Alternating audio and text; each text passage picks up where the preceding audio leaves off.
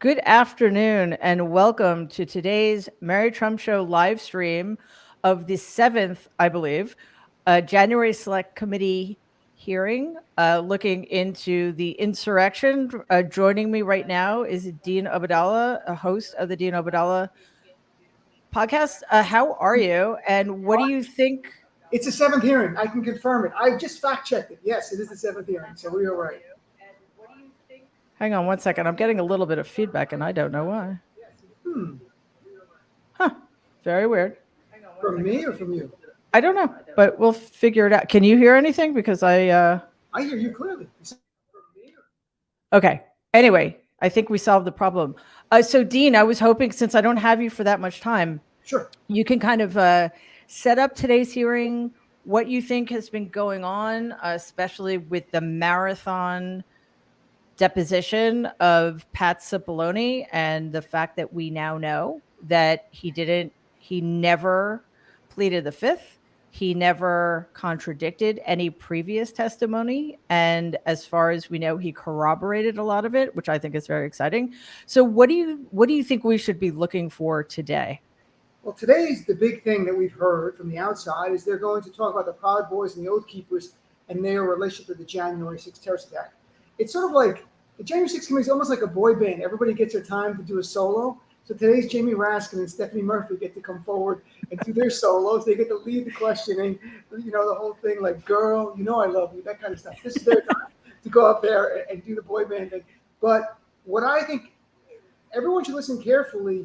What we're looking for is tying Trump world to Oath Keepers and Proud Boys, and to remind people the leaders of the Proud Boys and the Oath Keepers have already been charged with seditious conspiracy, which is a very, very serious felony. It's like literally right below treason. Right. It's using violence to prevent Congress, in this case, from doing their job. So they're facing up to 20 years. You got Stuart Rhodes, you got the Proud Boys leader. We're also going to hear a lot, because Jamie Raskin talked about it, the December 19th tweet of Donald Trump, 2020, where he said, statistically impossible to have lost the 2020 election. And here's the big part. Big protests in D.C. on January 6th. Be there, will be wild. And in response, the Proud Boys, Oath Keepers, and this is in the indictments, were saying things like Kelly Meggs, who's charged with seditious conspiracy, wrote, Trump said it's going to be wild. He said, he wants us to make it wild. That's what he's saying. He called us to the Capitol and wants us to make it wild. Sir, yes, sir. Gentlemen, we are heading to D.C. Pack your shit. This is in the indictments now. So what we're looking for is that link of evidence where it's not happenstance. It's not like this own universe that Oath Keepers and Proud Boys are doing their thing and Trump's doing his. If you have that bridge of connection of evidence, then you have seditious conspiracy. And the only thing I've heard so far is Cassidy Hutchinson saying Rudy Giuliani mentioned Proud Boys and Oath Keepers in the White House in the lead up to January 6th. Why? We don't know. It could have just been like, I hate those guys, which we know that wasn't it. That's what it should have been. We don't know what's going on. So everyone should listen carefully. Are there evidence presented that Proud Boys and Oath Keepers were talking to anybody in the Trump inner circle? And then you're getting to charge somebody in the inner circle with seditious conspiracy. I'm not sure who, but we will see. Yeah, I just want to correct myself. You're the host of the Dean Obeidallah Show on Sirius XM. And Jen, hi, Jen Taub, author of Big Dirty Money. What do you think we should be looking for? Hi, Brian. Hey, hi, everybody. Brian, I was just asking Jen. Brian just woke up. That's what I said. Look at him. His sunglasses are for. Hanging out there. I'm okay. It wasn't that bad last night. So, Dean just gave us a little preview of what to look for. And I was just going to ask Jen the same thing because as Dean and I just talked about a little bit ago, we heard a lot of very encouraging news from Pat Cipollone, not specifics about his testimony, but that just generally it was very good news for those of us who wanted to have previous testimony by people like Cassidy Hutchinson confirmed, or at the very least not contradicted. Yeah, I They got Jen. Uh-oh. They took her out. Testimony. Sorry, Jen, you froze up a little bit. Okay, sorry. Good. That's okay. Yeah, I know. So I'm eager to see Patsy Baloney's testimony. I don't know if they're going to show clips of video or have that thing where they have the photo of him and his voice. Right. Any of that would be good. Mm-hmm. I'm also curious whether they're going to have, I'm forgetting the name of the person who might corroborate the testimony of Cassidy Hutchinson. Is her name Elisa Ferrar or something like that? No, Sarah something. I don't Oh. remember. Elisa Ferrar was also there, but I think she was just a friend of Cassidy Hutchinson's and had supported, was supporting her version of events. I do believe, though, it's another young woman who was in the White House at around the same time. Yeah. And then also, I think that from what we're seeing in the press about what we might hear, or the connection to be drawn today, is perhaps linking members of Congress to what went down in, the sort of what people are now calling the convergence. I'm going to ignore Brian. I'm sorry, Dean. Dean cracked me up. I'm sorry. It's but this so-called convergence. They're not. I like the C word. Like, they're not saying conspiracy, right. Not saying collusion. They're saying convergence. It's a really good word, because you start with convergence, and then you decide whether it's beyond convergence. Like, how did these threads converge? How did these physical and mental planning come together? And when did they? And who are the communication points? And was it just, in other words, it's bad enough to have these folks saying, Trump says it's going to be wild, I think he's speaking to us, let's go, and him doing nothing. That's like what we know now. Mm-hmm. It's worse when there was anyone, whether it be Roger Stone or Michael Flynn or any of these characters that facilitated or gave the nod to this. So I'm looking for connect the dots. That's my skill in art, is connect the dots. And I'm already seen enough dots connected, and but depends on whether you're wearing the shades. Well, I need to see more dots today. Yeah, although, Jen, it's interesting you use that. That is a phrase I have heard people saying that the committee has said it's going to do, which definitely is something that needs to happen more. I just wish I had my sunglasses at hand. I have my hat somewhere for you, Mary. But trying to feel better, but also like when Jen said convergence, I wanted to go convergence like that.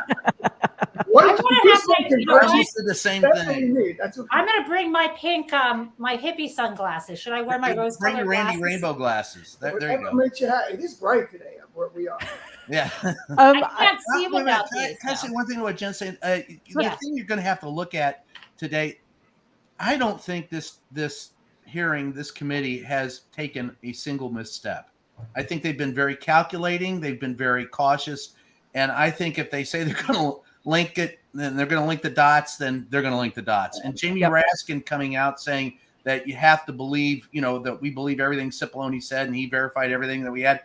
That's kind of a tip-off of where we're going today. I don't think this committee has ever once said that they were going to deliver something and then not deliver it. And I could be proven wrong today. They could really, mess it up today. But I think if past is prologue, then I think that they're probably going to show you something today, and we're all going to, it's going to be like every day I was in the, Trump White House. Yeah, you can't eat your works in this, and every day being wrong. And today I think is going to be the day they're going to, bring it up a notch in the other direction and show exactly the link between, at least the you got Dr. Ronnie Jackson running for cover. So I think that there's probably going to be something today that's going to upset all these people. One can only hope. Hi, Adam. Hi, Ali. We're just kind of previewing a little bit. We know that the committee has used the phrase "connect the dots," and we know that they're going to focus on the Proud Boys and the Oath Keepers and the other Nazi groups that have affiliated themselves with Donald and Trump administration. I'm just curious about something. And Jen, Norm is backstage. Hopefully he'll be able to come. Don't let Norm in. Don't up from backstage. Dean, is that nice? We've heard the phrase willful blindness. And if everybody in the universe, except for Rudy Giuliani, is telling you lost the election, you don't get to pretend that you think that you didn't, right? And I'm curious if there's the same thing going. Hey, Norm. Hi. No. If there's the same thing, I like that picture, but I wish Norm were actually moving. He froze. You froze, Norm. Great cheers. Back. Oh, there you are. Okay, so I'm wondering if the same thing applied. Like if every single person in Donald's orbit was directly in contact with or converging with the Oath Keepers and the Proud Boys, like how can we say that Donald also wasn't involved, right? I mean, hi George, Adam, Can Allie, I anything? respond and then say something? Oh, sure. Okay, got it. So I'm hijacking this. It's because of Brian. So I decided, since we're not supposed to talk when testimony is happening, here's my signal for this is really good. My rose-colored glasses. Nice. And then here's my, oh fuck, I'm gonna have a rage attack because Merrick Garland's never gonna do anything. That's these glasses. There you go. I like those. And this is, I want to actually see what's going on. I've got those too. Yeah. Yeah, if I take these I off, like it means this. I don't want to see what's going on. Oh, there's at all. Dean. Oh, you're looking cool, Dean. This is my Joe Biden glasses.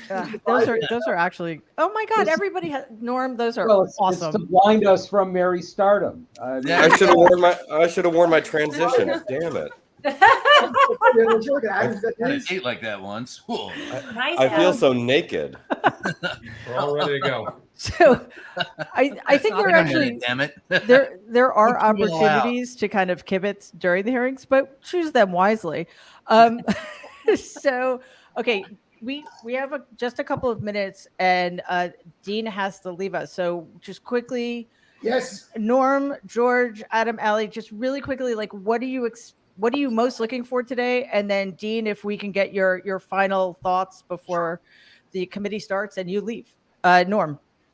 I'm hoping that we see that this goes back to the stand back and stand by comments in September, that this was not something that just arose spontaneously after the election, and that we're going to see a lot of interconnections with the Proud Boys, the Oath Keepers, and QAnon, among others, that was coordinating all of this and planning for it. And I think they've got a lot of stuff there that they're going to tell us.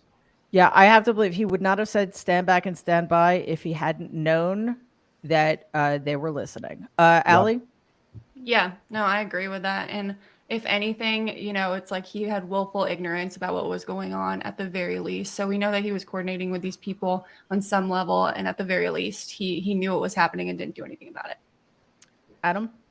I think I'm just excited for the shock factor. They've done a great job producing this and keeping it down to 2 hours with the break in between. And so it's, what are we going to learn that we didn't know before that no one's saying right now? And that seems to happen each time. Yeah, to any concern. And look, we're all nervous about this. We all want it to be perfect, but this is the 7th. Oh, for God's sakes, you have my fedora. That's my hat, by the way. That's a lot of. Anyway, Brian's doing costume change. Wait a minute. We're doing hats? Holy shit, Brian. Wow. That is next level. That is so Elon Musk, actually. I hate to say it. well, all right, Or you Hunter just ruined it Thompson. for me. Yeah, No, but seriously, after 7 hearings, I think I trust them now. Okay, Yeah. George, what's something you're looking for today? Just what I'm looking for is tangible connective tissue between Donald's camp and these groups. A tangible connective tissue, not just hearsay, not just maybe there was, I hate that word collusion because it's just been so bastardized, during the whole Trump process. Well, But Jen said there was convergence. Convergence is Good the word. word we should be looking for. But there was some like that we could through text messages, some WhatsApp messages. I don't give a shit. But there was some evidence that there was some contact between these groups. We're going to be here at this time. Get your peeps ready, kind of shit. Yeah. Yeah, exactly. Dean, final thoughts before you leave us. Look, the earlier hearings, a lot were behind the scenes stuff about that one bucket of criminality of Donald Trump doing the behind the scenes coup, pressuring DOJ, pressuring election officials, pressuring his own vice president. And then you have that other bucket, which is the attack itself. And Cassidy Hutchinson gave us the first insight into that, where we learned that Trump knew they were armed when he told them to go down there. He wanted to be there with them.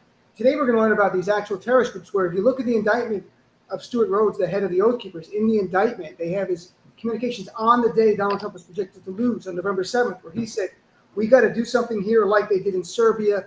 And they were primed by Donald Trump to believe there was going to be fraud. And like everyone else, what we need is, to me, it's not collusion, it's not convergence, it's conspiracy.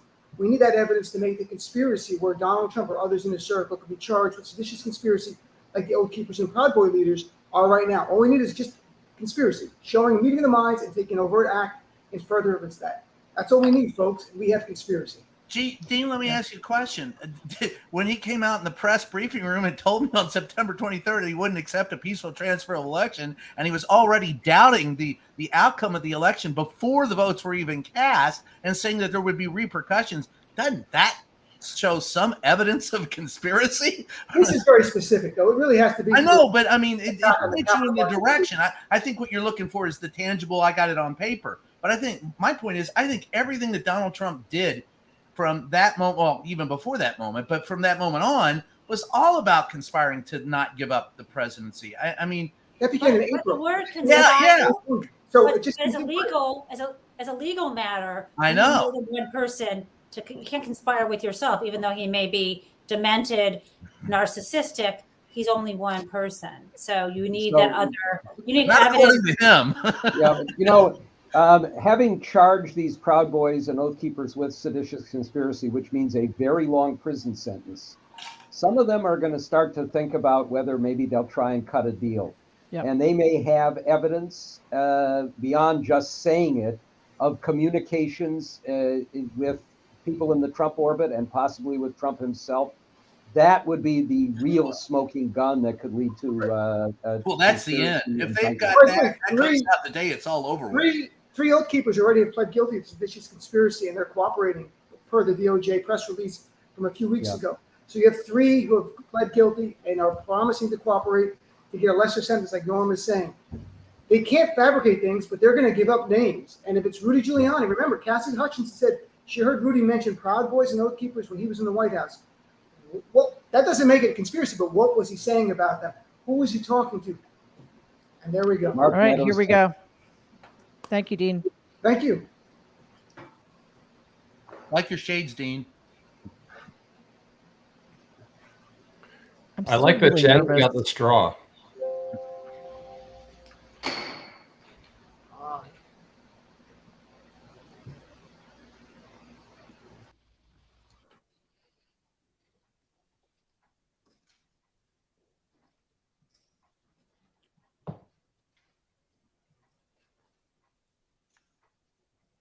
He's stepping up to the 9th green. He looks very stern. It's a par 3. He thinks he has it. At Augusta. The Select Committee to investigate the January 6th attack on the United States Capitol will be in order. Without objection, the chair is authorized to declare the committee in recess at any point. Pursuant to House Deposition Authority Regulation 10, the chair announces the committee's approval to release the deposition material presented during today's hearing. Good afternoon. When I think about the most basic way to explain the importance of elections in the United States, there's a phrase that always comes to mind. It may sound straightforward, but it's meaningful. We settle our differences at the ballot box. Sometimes my choice prevails, sometimes yours does, but it's that simple. We cast our votes, we count the votes.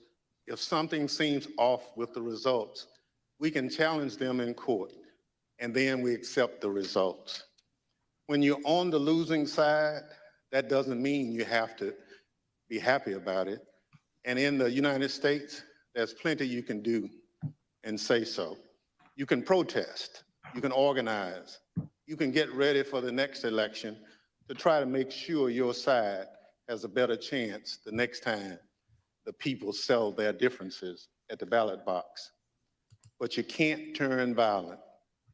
You can't try to achieve your desired outcome through force or harassment or intimidation. Any real leader who sees their supporters going down that path, approaching that line, has a responsibility to say, stop. We gave it our best.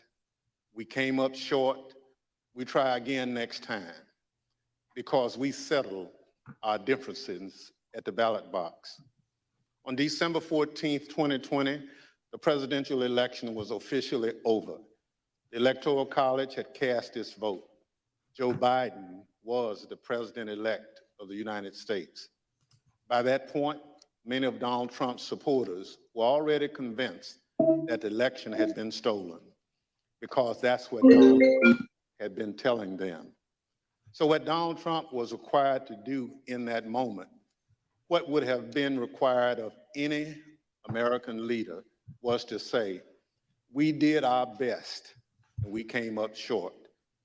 He went the opposite way. He seized on the anger he had already stoked among his most loyal supporters, and as they approached the line, he didn't wave them off, he urged them on. Today, the committee will explain how, as a part of his last-ditch effort to overturn the election and block the transfer of power, Donald Trump summoned a mob to Washington, D.C., and ultimately spurred that mob to wage a violent attack on our democracy. Our colleagues, Ms. Murphy of Florida and Mr. Raskin of Maryland, will lay out this story. First, I'm pleased to recognize our distinguished Vice Chair, Ms. Cheney of Wyoming, for any opening comments she'd care to offer. Thank you very much, Mr. Chairman. Our committee did not conduct a hearing last week, but we did conduct an on-the-record interview of President Trump's former White House counsel, Pat Cipollone. If you have watched these hearings, you've heard us call for Mr. Cipollone to come forward to testify. He did, and Mr. Cipollone's testimony met our expectations. We will save for our next hearing President Trump's behavior during the violence of January 6th. It could take up volumes. Today's hearing will take us from December 14th, 2020, when the Electoral College met and certified the results of the 2020 presidential election, up through the morning of January 6th. You will see certain segments of Pat Cipollone's testimony today. We will also see today how President Trump summoned a mob to Washington and how the president's stolen election lies provoked that mob to attack the Capitol. And we will hear from a man who was induced by President Trump's lies to come to Washington and join the mob, and how that decision has changed his life. Today's hearing is our 7th. We have covered significant ground over the past several weeks, and we have also seen a change in how witnesses and lawyers in the Trump orbit approach this committee. Initially, their strategy in some cases appeared to be to deny and delay. Today, there appears to be a general recognition that the committee has established key facts, including that virtually everyone close to President Trump, his Justice Department officials, his White House advisors, his White House counsel, his campaign, all told him the 2020 election was not stolen. This appears to have changed the strategy for defending Donald Trump. Now the argument seems to be that President Trump was manipulated by others outside the administration, that he was persuaded to ignore his closest advisors, and that he was incapable of telling right from wrong. This new strategy is to try to blame only John Eastman or Sidney Powell or Congressman Scott Perry or others, and not President Trump. In this version, the president was, quote, poorly served by these outside advisors. The strategy is to blame people his advisors called, quote, the crazies for what Donald Trump did. This, of course, is nonsense. President Trump is a 76-year-old man. He is not an impressionable child. Well, he is. Like everyone else in our country, he is responsible for his own actions and his own choices. As our investigation has shown, Donald Trump had access to more detailed and specific information showing that the election was not actually stolen than almost any other American. And he was told this over and over again. No rational or sane man in his position could disregard that information and reach the opposite conclusion. And Donald Trump cannot escape responsibility by being willfully blind. Nor can any argument of any kind excuse President Trump's behavior during the violent attack on January 6th. As you watch our hearing today, I would urge you to keep your eye on two specific points. First, you will see evidence that Trump's legal team, led by Rudy Giuliani, knew that they lacked actual evidence of widespread fraud sufficient to prove that the election was actually stolen. We actually They already knew know. it, but they went ahead with January 6th anyway. And second, consider how millions of Americans were persuaded to believe what Donald Trump's closest advisors in his administration did not. These Americans did not have access to the truth like Donald Trump did. They put their faith and their trust in Donald Trump. They wanted to believe in him. They wanted to fight for their country, and he deceived them. For millions of Americans, that may be painful to accept, but it is true. Thank you, Mr. Chairman. I yield back. Without objection, the chair recognizes the gentlewoman from Florida, Ms. Murphy, and the gentleman from Maryland, Mr. Raskin, for opening statements. Thank you, Mr. Chairman. We know beyond a shadow of a doubt that then President Donald Trump lost in a free and fair election. And yet, President Trump insisted that his loss was due to fraud in the election process, rather than to the democratic will of the voters. The president continued to make this claim despite being told again and again by the courts, by the Justice Department, by his campaign officials, and by some of his closest advisors that the evidence did not support this assertion. This was the big lie, and millions of Americans were deceived by it. Too many of our fellow citizens still believe it to this day. It's corrosive to our country and damaging to our democracy. As our committee has shown in prior hearings, following the election, President Trump relentlessly pursued multiple interlocking lines of effort, all with a single goal: to remain in power despite having lost. The lines of effort were aimed at his loyal Vice President, Mike Pence, at state election and elected officials, and at the U.S. Department of Justice. The president pressured the vice president to obstruct the process to certify the election result. He demanded that state officials find him enough votes to overturn the election outcome in that state, and he pressed the Department of Justice to find widespread evidence of fraud. When justice officials told the president that such evidence did not exist, the president urged them to simply declare that the election was corrupt. On December 14th, the Electoral College met to officially confirm that Joe Biden would be the next president. The evidence shows that once this occurred, President Trump and those who were willing to aid and abet him turned their attention to the joint session of Congress scheduled for January 6th, at which the vice president would preside. In their warped view, this ceremonial event was the next, and perhaps the last, inflection point that could be used to reverse the outcome of the election before Mr. Biden's inauguration. As President Trump put it, the vice president and enough members of Congress simply needed to summon the courage to act. To help them find that courage, the president called for backup. Early in the morning of December 19th, the president sent out a tweet urging his followers to travel to Washington, D.C. for January 6th. "Be there, we'll be wild," the president wrote. As my colleague, Mr. Raskin, will describe in detail, this tweet served as a call to action, and in some cases as a call to arms for many of President Trump's most loyal supporters. It's clear the president intended the assembled crowd on the January 6th to serve his goal. And as you've already seen, and as you will see again today, some of those who were coming had specific plans. The president's goal was to stay in power for a second term despite losing the election. The assembled crowd was one of the tools to achieve that goal. And in today's hearing, we will focus on events that took place in the final weeks leading up to January 6th, starting in mid-December. And we'll add color and context to evidence you've already heard about, and we'll also provide additional new evidence. For example, you'll hear about meetings in which the president entertained extreme measures designed to help him stay in power, like the seizure of voting machines. We will show some of the coordination that occurred between the White House and members of Congress as it relates to January 6th. And some of these members of Congress would later seek pardons.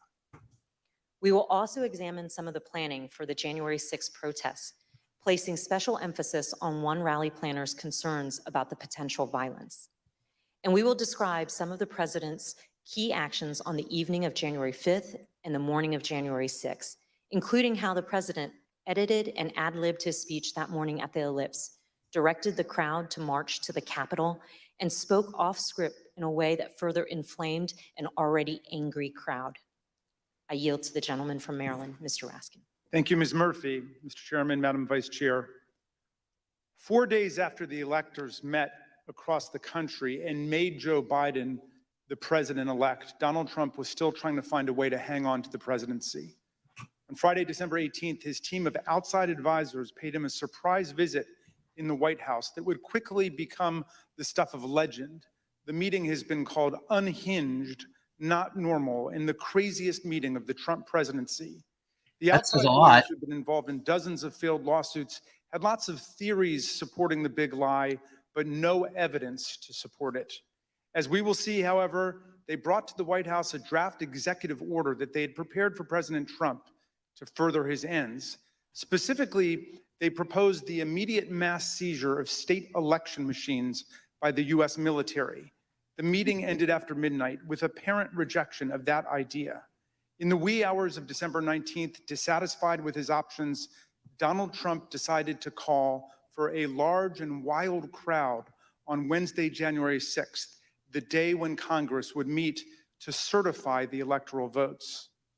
Never before in American history had a president called for a crowd to come contest the counting of electoral votes by Congress, or engaged in any effort designed to influence, delay, or obstruct the joint session of Congress in doing its work required by our Constitution and the Electoral Count Act.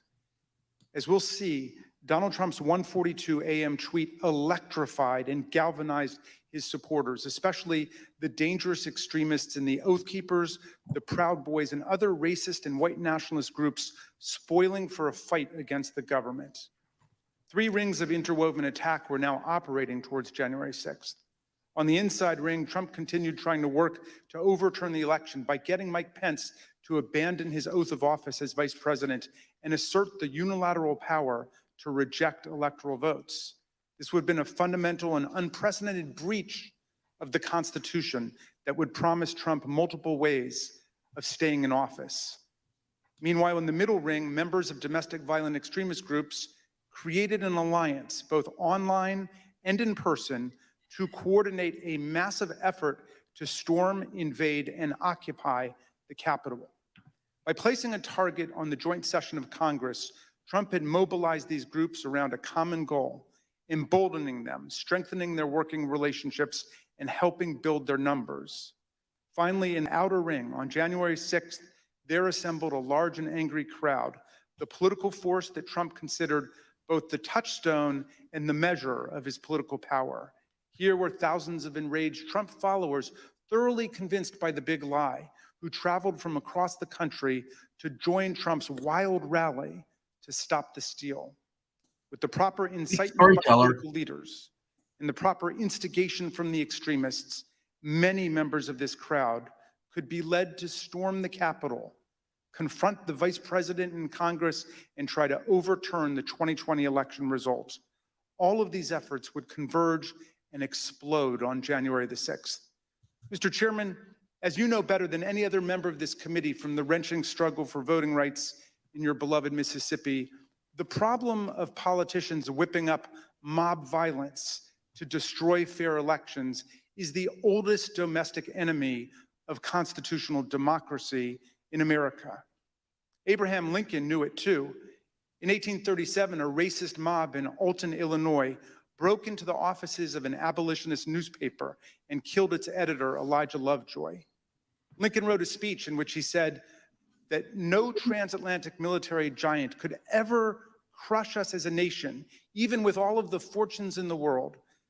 But if downfall ever comes to America, he said, we ourselves would be its author and finisher.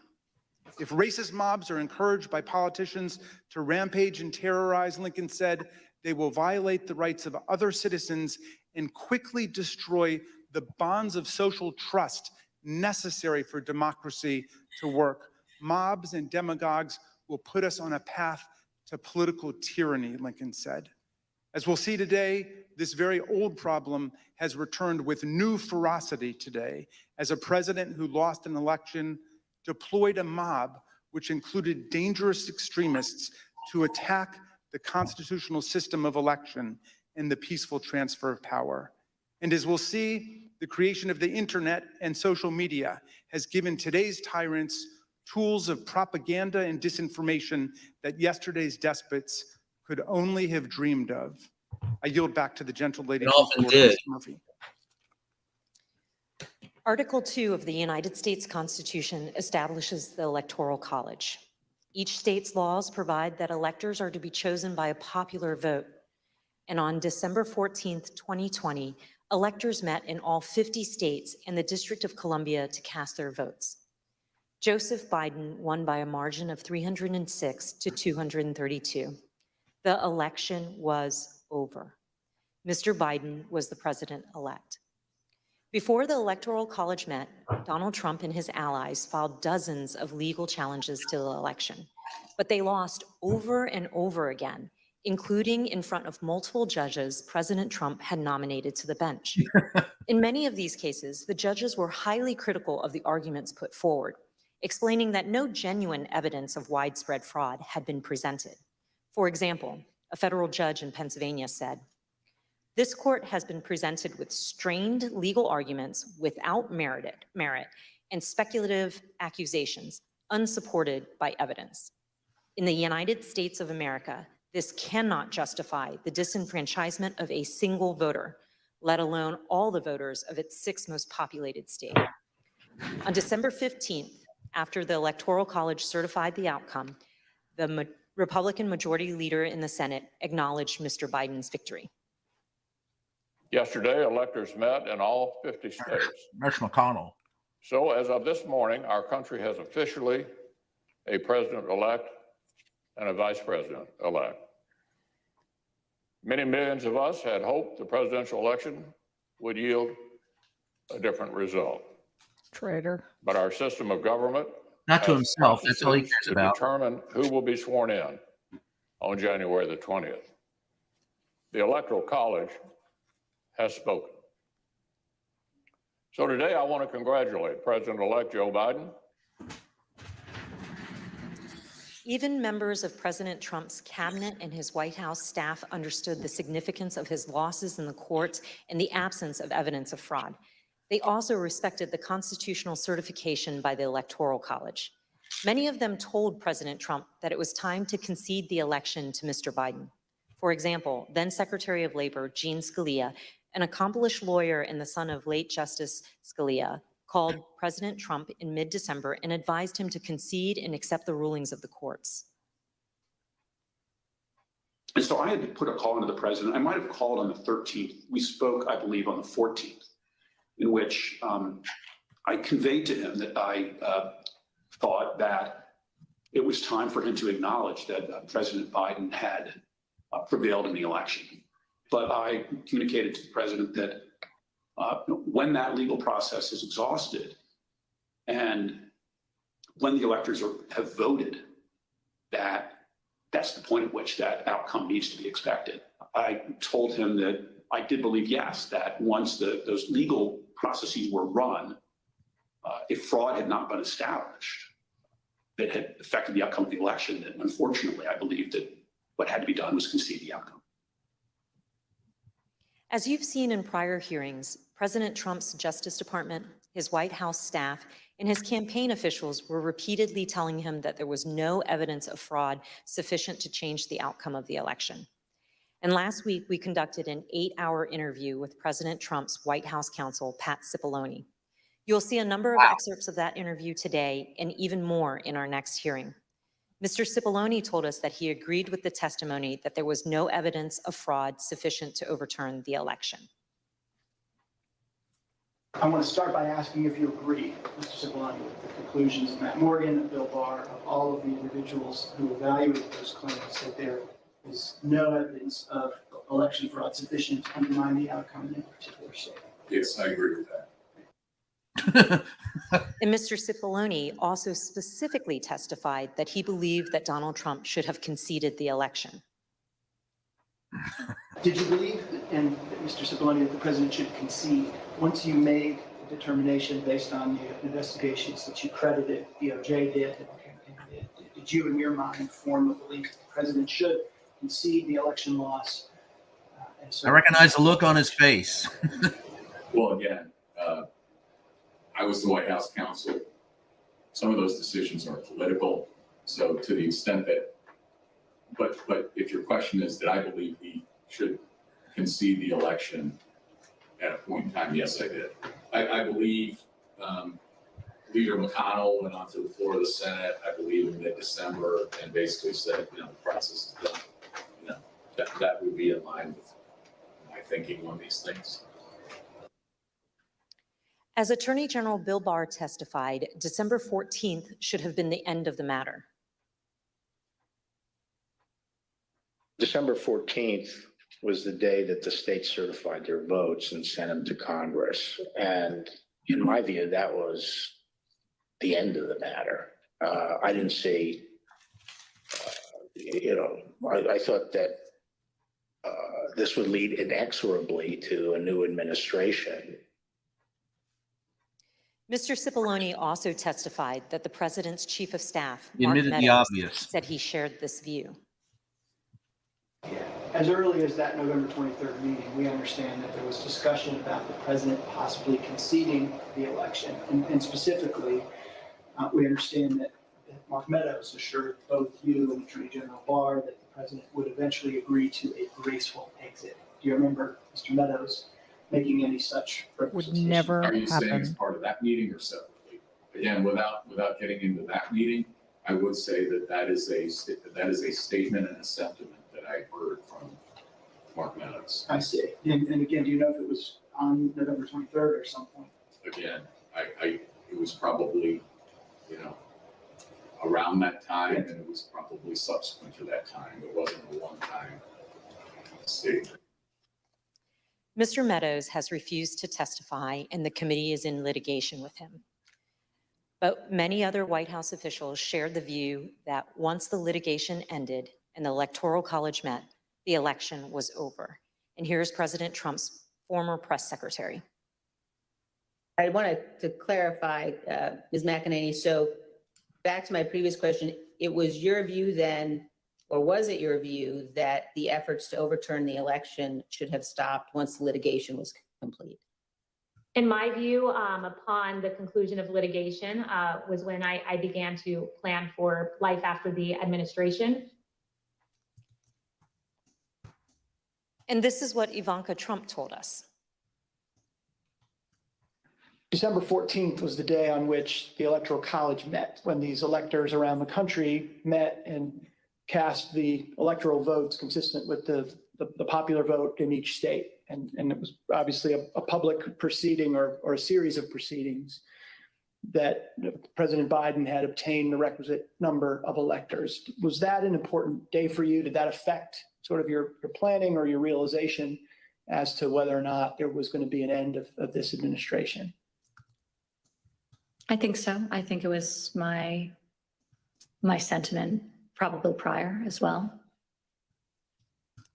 Judd Deere was a White House deputy press secretary. This was his testimony about what he told President Trump. He's a good guy. I told him that my personal viewpoint was that the Electoral College had met, which is the system that our country is set under to elect a president and vice president. And I believed at that point that the means for him to pursue litigation was probably closed. And you recall what his response, if any, was? He disagreed. He's a straight shooter, one of the few in that Trump administration that would help out the press. And he told everyone in the press for days after that he had lost. And then at that point, I left. And as I walked out of the Oval Office, Jared was there with Dan Scavino, who ran the president's social media, and who I thought was a reasonable guy and believe is a reasonable guy. And I said, how long is he going to carry on with this stolen election stuff? Where's this going to go? And by that time, Meadows had caught up with me and leaving the office and caught up to me and said, that he said, look, I think that he's becoming more realistic and knows that there's a limit to how far he can take this. And then Jared said, yeah, we're working on this. We're working on it. Likewise, we're working on getting him acquainted with reality. Hutchinson, an aide to Mark Meadows, described her conversations with President Trump's Director of National Intelligence, John Ratcliffe, a former Republican congressman. He had expressed to me that he was concerned that it could spiral out of control and potentially be dangerous, either for our democracy or the way that things were going for the six. Of course, underlying all of this is the fundamental principle that the President of the United States cannot simply disregard the rulings of state and federal courts, which are empowered to address specific election-related claims. The President cannot simply pretend that the courts had not ruled. By that time, the president or his associates had lost 60 out of 61 cases that they had brought to challenge different aspects of the election in a number of states. They lost 60 out of 61 of those cases. So by the time we get to January 3rd, that's been clear. I assume, Pat, that you would agree the president is obligated to abide by the rulings of the courts. Of course. And I assume you also would... Everybody is obligated to abide by rules, of course. And I assume you also would agree the president has a particular obligation to take care that the laws be faithfully executed. That is one of the president's obligations, correct. Yet President Trump disregarded these court rulings and the counsel from his closest advisors and continued his efforts to cling to power. In our prior hearings, you have heard considerable testimony about President Trump's attempts to corruptly pressure Vice President Pence to refuse to count electoral votes, to corrupt the Department of Justice, to pressure state officials and state legislatures, and to create and submit a series of fake electoral slates. Now, we will show you what other actions President Trump was taking between December 14th, 2020 and January 6th. I yield to the gentleman from Maryland, Mr. Raskin. Thank you, Ms. Murphy. Throughout our hearings, you've heard how President Trump made baseless claims that voting machines were being manipulated by foreign powers in the 2020 election. You've also heard Trump's Attorney General, Bill Barr, describe such claims as complete nonsense, which he told the president. Let's review that testimony. I saw absolutely zero basis for the allegations, but they were made in such a sensational way that they obviously were influencing a lot of people, members of the public, that there was this systemic corruption in the system and that their votes didn't count and that these machines controlled by somebody else were actually determining it, which was complete nonsense. And it was being laid out there. And I told them that it was crazy stuff and they were wasting their time on that. And it was doing a grave disservice to the country. We've learned that President Trump's White House counsel agreed with the Department of Justice about this. Attorney General Barr made a public announcement on December 1st, less than a month, that he had seen no suspended fraud sufficient. But fair to say that by December 1st, you had reached the same conclusion. It's fair to say that I agree with Attorney General Barr's conclusion on December 1st. Yes, I did, and I supported that conclusion. However, the strong rejection of the Attorney General and the White House counsel of these claims did not stop the president from trying to press them in public. But that's not all he did. Indeed, as you'll see in this clip, the president asked Attorney General Bill Barr to have the Department of Justice seize voting machines in the states. My recollection is the president said something like, well, we could get to the bottom, some people say we could get to the bottom of this if the department seized the machines. It was a typical way of raising a point. And I said, absolutely not. There's no probable cause, and I'm not going to seize any machines. And that was that. Yeah.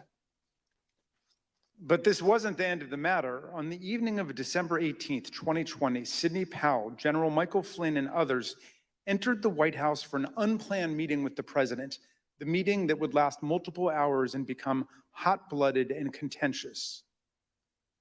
The executive order behind me on the screen was drafted on December the 16th, just 2 days after the Electoral College vote, by several of the president's outside advisors over a luncheon at the Trump International Hotel. As you can see here, this proposed order directs the Secretary of Defense to seize voting machines, quote, effective immediately, but it goes even further than that. Under the order, President Trump would appoint a special counsel with the power to seize machines and then charge people with crimes with all resources necessary to carry out her duties. The specific plan was to name Sidney Powell as special counsel, the Trump lawyer who had spent the post-election period making outlandish claims about Venezuelan and Chinese interference in the election, among others. Here's what White House counsel Pat Cipollone had to say about Sidney Powell's qualifications to take on such expansive authority. I don't think Sidney Powell would say that I thought it was a good idea to appoint her special counsel. I was vehemently opposed. I didn't think she should have been appointed to anything. Sidney Powell told the president that these steps were justified because of her evidence of foreign interference in the 2020 election. However, as we've seen, Trump's allies had no such evidence and, of course, no legal authority for the federal government to seize state voting machines. Here's Mr. Cipollone again denouncing Sidney Powell's terrible idea. There was a real question in my mind and a real concern, particularly after the Attorney General had reached the conclusion that there wasn't sufficient election fraud to change the outcome of the election. When other people kept suggesting that there was, the answer is, what is it? And at some point, you have to put up or shut up. That was my view. Why was this, on a broader scale, a bad idea for the country? To have the federal government seize voting machines, it's a terrible idea for the country. That's not how we do things in the United States. There's no legal authority to do that. And there is a way to contest elections, that happens all the time. But the idea that the federal government could come in and seize election machines, that's I don't understand why we even have to tell you why that's a bad idea for the country. It's a terrible idea. For all of its absurdity, the December 18th meeting was critically important because President Trump got to watch up close for several hours as his White House counsel and other White House lawyers destroyed the baseless factual claims and ridiculous legal arguments being offered by Sidney Powell, Mike Flynn, and others. President Trump now knew all these claims were nonsense, not just from his able White House lawyers, but also from his own Department of Justice officials and indeed his own campaign officials. As White House counsel Pat Cipollone told us, with respect to the whole election fraud issue, to me, it's sort of, if you're going to make those kind of claims, and people were open to them early on because people were making all sorts of claims. And the real question is, show the evidence, okay? It wasn't just the Justice Department, the Trump campaign, and the Trump White House lawyers who knew it. Even Rudy Giuliani's own legal team admitted that they did not have any real evidence of fraud sufficient to change the election result. Here's an email from Rudy Giuliani's lead investigator, Bernie Kerik, on December 28, 2020, to Chief of Staff Mark Meadows. Mr. Kerik did not mince any words. We can do all the investigations we want later, but if the president plans on winning, it's the legislators that have to be moved, and this will do just that. Mr. Kerik wanted the president to win. What he didn't say in this email was what he would later tell the Select Committee in a letter that his lawyer wrote to us in November. The letter said, quote, it was impossible for Mr. Carrick and his team to determine conclusively whether there was widespread fraud or whether that widespread fraud would have altered the outcome of the election. In other words, even Rudy Giuliani's own legal team knew before January 6th that they hadn't collected enough actual evidence to support any of their stolen election claims. Here's what Trump campaign senior advisor Jason Miller told the committee about some of the so-called evidence of fraud that the campaign had seen from the Giuliani team. So do you know what the examples of fraud, numbers, names, and supporting evidence was that you sent to Mo Brooks's office? And when I say you, I mean you or the campaign. There are some very, very general documents as far as say, for example, here are the handful of dead people in several different states. Here are explanations on a couple of the legal challenges, as far as the saying that the rules were changed in an unconstitutional manner, but it was to say that it was thin is probably an understatement. Here's how President Trump's deputy campaign manager described the evidence of fraud that the campaign had seen. You never came to learn or understand that Mayor Giuliani had produced evidence of election fraud. Is that fair? That's fair. And here's testimony that we received from the Speaker of the Arizona House of Representatives, Rusty Bowers, about an exchange that he had with Rudy Giuliani after the election. At some point, did one of them make a comment that they didn't have evidence, but they had a lot of theories?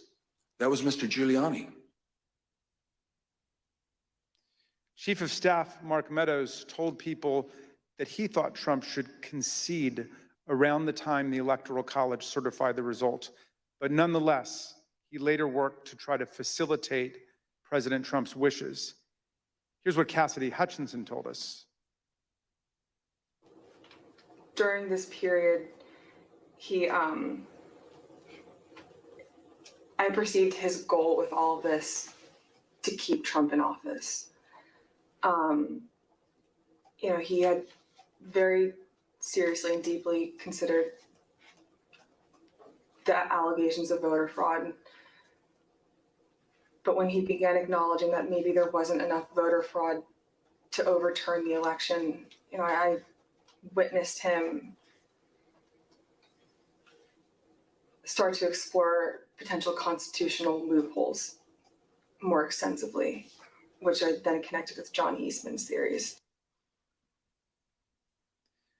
The startling conclusion is this: even an agreed upon complete lack of evidence could not stop President Trump, Mark Meadows, and their allies from trying to overturn the results of a free and fair election. So let's return to that meeting at the White House on the evening of December 18. That night, a group showed up at the White House, including Sidney Powell, retired Lieutenant General Michael Flynn, and former Overstock.com CEO Patrick Byrne. After gaining access to the building from a junior White House staffer, the group made their way to the Oval Office. They were able to speak with the president by himself for some time until White House officials learned of the meeting. What ensued was a heated and profane clash between this group and President Trump's White House advisors, who traded personal insults, accusations of disloyalty to the president, and even challenges to physically fight. The meeting would last over 6 hours, beginning here in the Oval Office, moving around the West Wing, and many hours later, ending up in the president's private residence. The Select Committee has spoken with 6 of the participants, as well as staffers who could hear the screaming from outside the Oval Office. What took place next is best told in their own words, as you will see from this video. Did you believe that it was going to work, that you were going to be able to get to see the president without an appointment? I had no idea. In fact, you did get to see the president without an appointment. We did. How much time did you have alone with the president? And I say alone, you had other people with you, but right from his aides before the crowd came running? Probably no more than 10 or 15 minutes. Was in that. I bet Pat Cipollone set a new land speed record. I got a call either from Molly or that I need to get to the Oval Office. So that was the first point that I had recognized. Okay, there was nobody in there from the White House. Mark's gone. What's going on right now? I opened the door and I walked in. I saw General Flynn. I saw Sidney Powell sitting there. I was not happy to see the people in the Oval Office. Explain why. Well, again, I don't think they were providing. Well, first of all, the overstock person, I've never knew who this guy was. Actually, the first thing I did, I walked in, I looked at him and I said, "Who are you?" And he told me. I don't think any of these people were providing the president with good advice. And so I didn't understand how they had gotten in. In the short period of time that you had with the president, did he seem receptive to the presentation that you were making? He was very interested in hearing particularly about the CISA finding and the terms of 13848 that apparently nobody else had bothered to inform him of. Jesus Christ. I was asking, like, you claim Just ruined Dr. Pepper for me. Hugo Chavez, Venezuelans, and whomever else. And at one point, General Flynn took out a diagram that supposedly showed IP addresses all over the world, and IP who was communicating with whom via the machines, and some comment about like Nest thermostats being hooked up to the internet. So it's been reported that during this meeting, Ms. Powell talked about Dominion voting machines and made various election fraud claims that involve foreign countries such as Venezuela, Iran, and China. Is that accurate? Sure. Was the meeting tense? Oh yeah. It was not a casual meeting. Explain. I mean, at times there were people shouting at each other, hurling insults at each other. It wasn't just sort of people sitting around on a couch like chit-chatting. Do you recall whether he raised to Ms. Powell the fact that she and the campaign had lost all of the 60 cases that they had brought in litigation? Yes, he raised that. And what was the response? I don't remember what she said. I don't think it was a good response. Cipollone and Hirschman and whoever the other guy was showed nothing but contempt and disdain of the president. Yeah, the three of them were really sort of forcefully attacking me verbally. Derek, and we were pushing back, and we were asking one simple question as a general matter: where is the evidence? So, what response did you get when you asked Ms. Powell and her colleagues, where's the a variety of responses based on my current recollection, including, can't believe you would say something like, things like this, like, what do you mean, where's the evidence? You should know, and things like that, or, a disregard, I would say, a general disregard for the importance of actually backing up what you say with facts. And, then there was discussion of, well, we don't have it now, but we will have it or whatever. I mean, if it had been me sitting in his chair, I would have fired all of them that night and had them escorted out of the building. Derek and I both challenged what she was saying. And she says, well, the judges are corrupt. And I was like, everyone? Every single case that you've done in the country you guys lost, every one of them is corrupt, even the ones we appointed? And I'm being nice. I was much more harsh to her. So one of the other things that's been reported that was said during this meeting was that President Trump told White House lawyers, Mr. Hirschman and Mr. Cipollone, that they weren't offering him any solutions, but Ms. Powell and others were. So why not try what Ms. Powell and others were proposing? Do you remember anything along those lines being said by President Trump? I do. That sounds right. I think that it got to the point where the screaming was completely out there. I mean, again, people walk in, it was late at night, it had been a long day, and what they were proposing I thought was nuts. I'm gonna categorically describe it as you guys are not tough enough. Or maybe I put it another way, you're a bunch of pussies. Excuse the expression, but I'm almost certain the word was used. Flynn screamed at me that I was a quitter and everything, kept on standing up and turning around and screaming at me. And then at a certain point I had it with him. So I yelled back. Either come over or sit your effing ass back down. The president and the White House team went upstairs to the residence, but to the public part of the residence, the big parlor where you can have meetings in the conference room. Oval. They call that the yellow oval? Yes, exactly, the yellow Oval Office. I always called it the upper. And I'm not exactly sure where the Sidney group went. I think maybe the Roosevelt room. And I stayed in the cabinet room, which is kind of cool. I really like that. All by myself.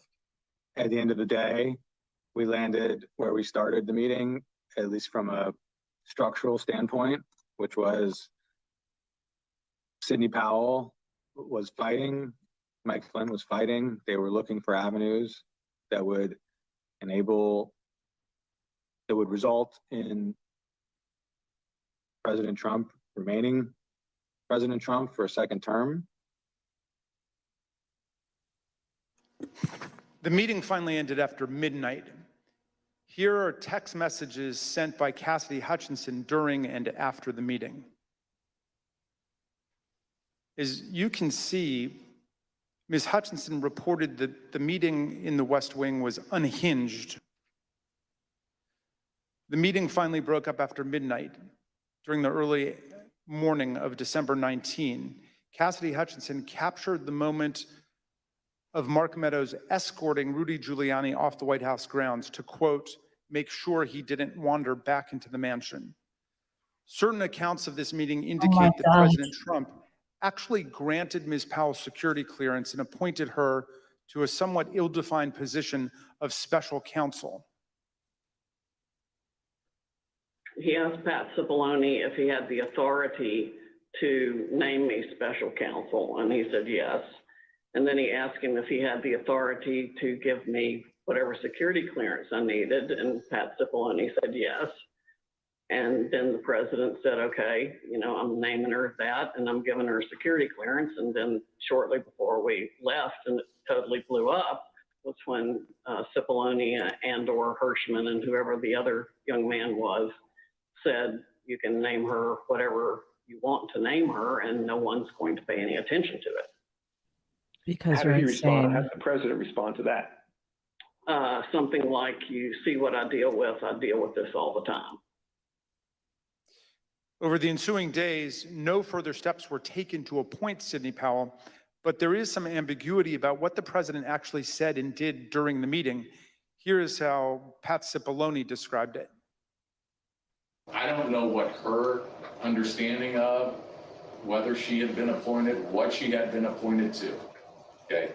In my view, she hadn't been appointed to anything and ultimately wasn't appointed to anything because there had to be other steps taken.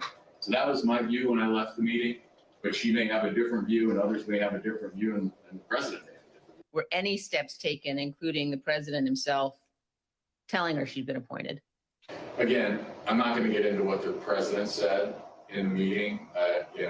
My recollection is you're not appointed till steps are taken to get the paperwork done.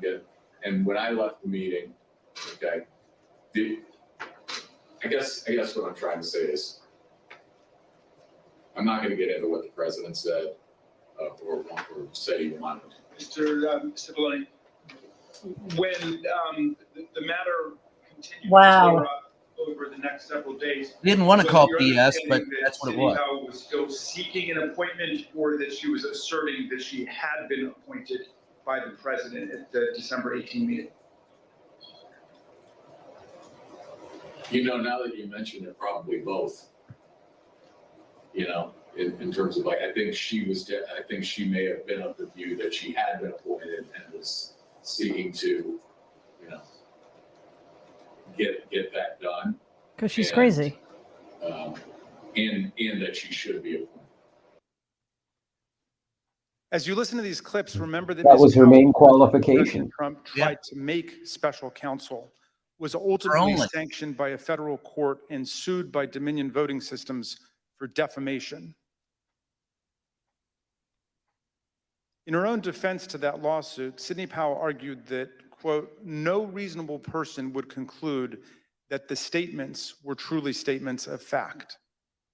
Not long after Sidney Powell, General Flynn, and Rudy Giuliani left the White House in the early hours of the morning, President Trump turned away from both his outside advisors' most outlandish and unworkable schemes and his White House counsel's advice to swallow hard and accept the reality of his loss. Instead, Donald Trump issued a tweet that would galvanize his followers, unleash a political firestorm, and change the course of our history as a country. Trump's purpose was to mobilize a crowd. And how do you mobilize a crowd in 2020? With millions of followers on Twitter, President Trump knew exactly how to do it. At 1:42 a.m. on December 19, 2020, shortly after the last participants left the Unhinged meeting, Trump sent out the tweet with his explosive invitation. Trump repeated his big lie and claimed it was, quote, statistically impossible to have lost the 2020 election before calling for a big protest in D.C. on January 6th. Be there, will be wild. Trump supporters responded immediately. Women for America First, a pro-Trump organizing group, had previously applied for a rally permit for January 22nd and 23rd in Washington, D.C., several days after Joe Biden was to be inaugurated. But in the hours after the tweet, they moved their permit to January 6th, 2 weeks before. This rescheduling created the rally where Trump would eventually speak. The next day, Ali Alexander, leader of the Stop the Steal organization and a key mobilizer of Trump supporters, registered wildprotest.com, named after Trump's tweet. Wildprotest.com provided comprehensive information about numerous newly organized protest events in Washington. It included event times, places, speakers, and details on transportation to Washington, D.C. Meanwhile, other key Trump supporters, including far-right media personalities, began promoting the wild protest on January 6th.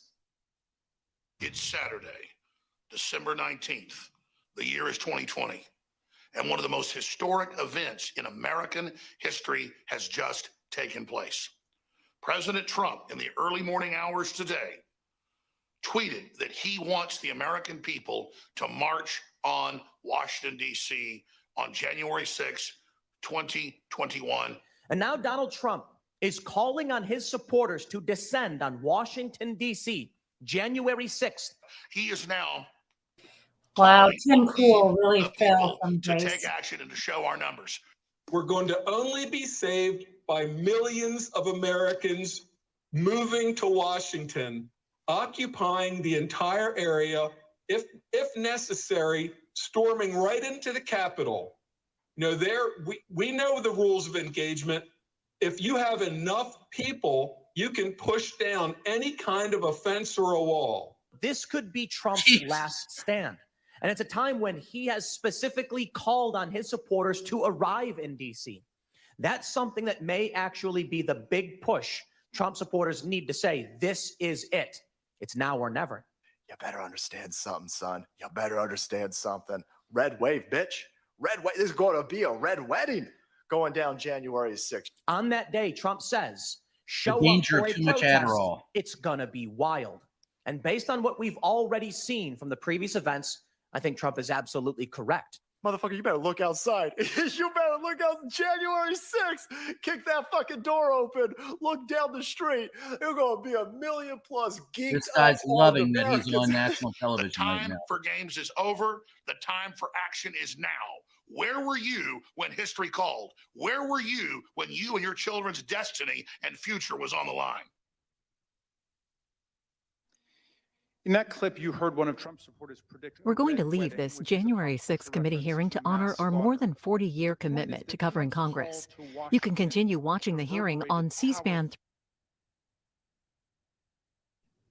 I hope we do. Like, what the fuck is the point of C-SPAN? I don't understand. Like, they've honored their Wait, commitment. they said there's another channel. Yeah, we're switching over. Yeah. It's just What is it infuriating. going to be a fun? They're doing fun drive. Jesus. Now we have so to many pay the questions. bills. Please. I know. send me money. This is just. Now we're taking phone calls from callers to talk about gasoline prices. Seth Meyers, to date, Seth Meyers had the best joke about C-SPAN. He said they're one unpaid bill away from being a radio station. But seriously, like, I thought that they've honored their Twitter obligation. chose not to There we go. act. Sorry. Here's the former employee whose voice has been obscured to protect their identity, discussing Trump's stand back and stand by comment and the effect it had. My concern was that the former president, for seemingly the first time, was speaking directly to extremist organizations. It's Jared. And giving them directives. We had not seen that sort of direct communication before. And that concerned me. So just to clarify further, you were worried, and others on Twitter were worried, that the president might use your platform to speak directly to folks who might be incited to violence? Yes. I believe that Twitter relished in the knowledge that they were also the favorite and most used service of the former president, and enjoyed having that sort of power within the social media ecosystem. If President Trump or anyone else, would it have taken until January 8th, 2021 for him to be suspended? Absolutely not. If the former President Donald Trump were any other user on Twitter, he would have been permanently suspended a very long time ago. Despite these grave concerns, Trump remained on the platform completely unchecked. Then came the December 19 tweet and everything it inspired. Indeed, it felt as if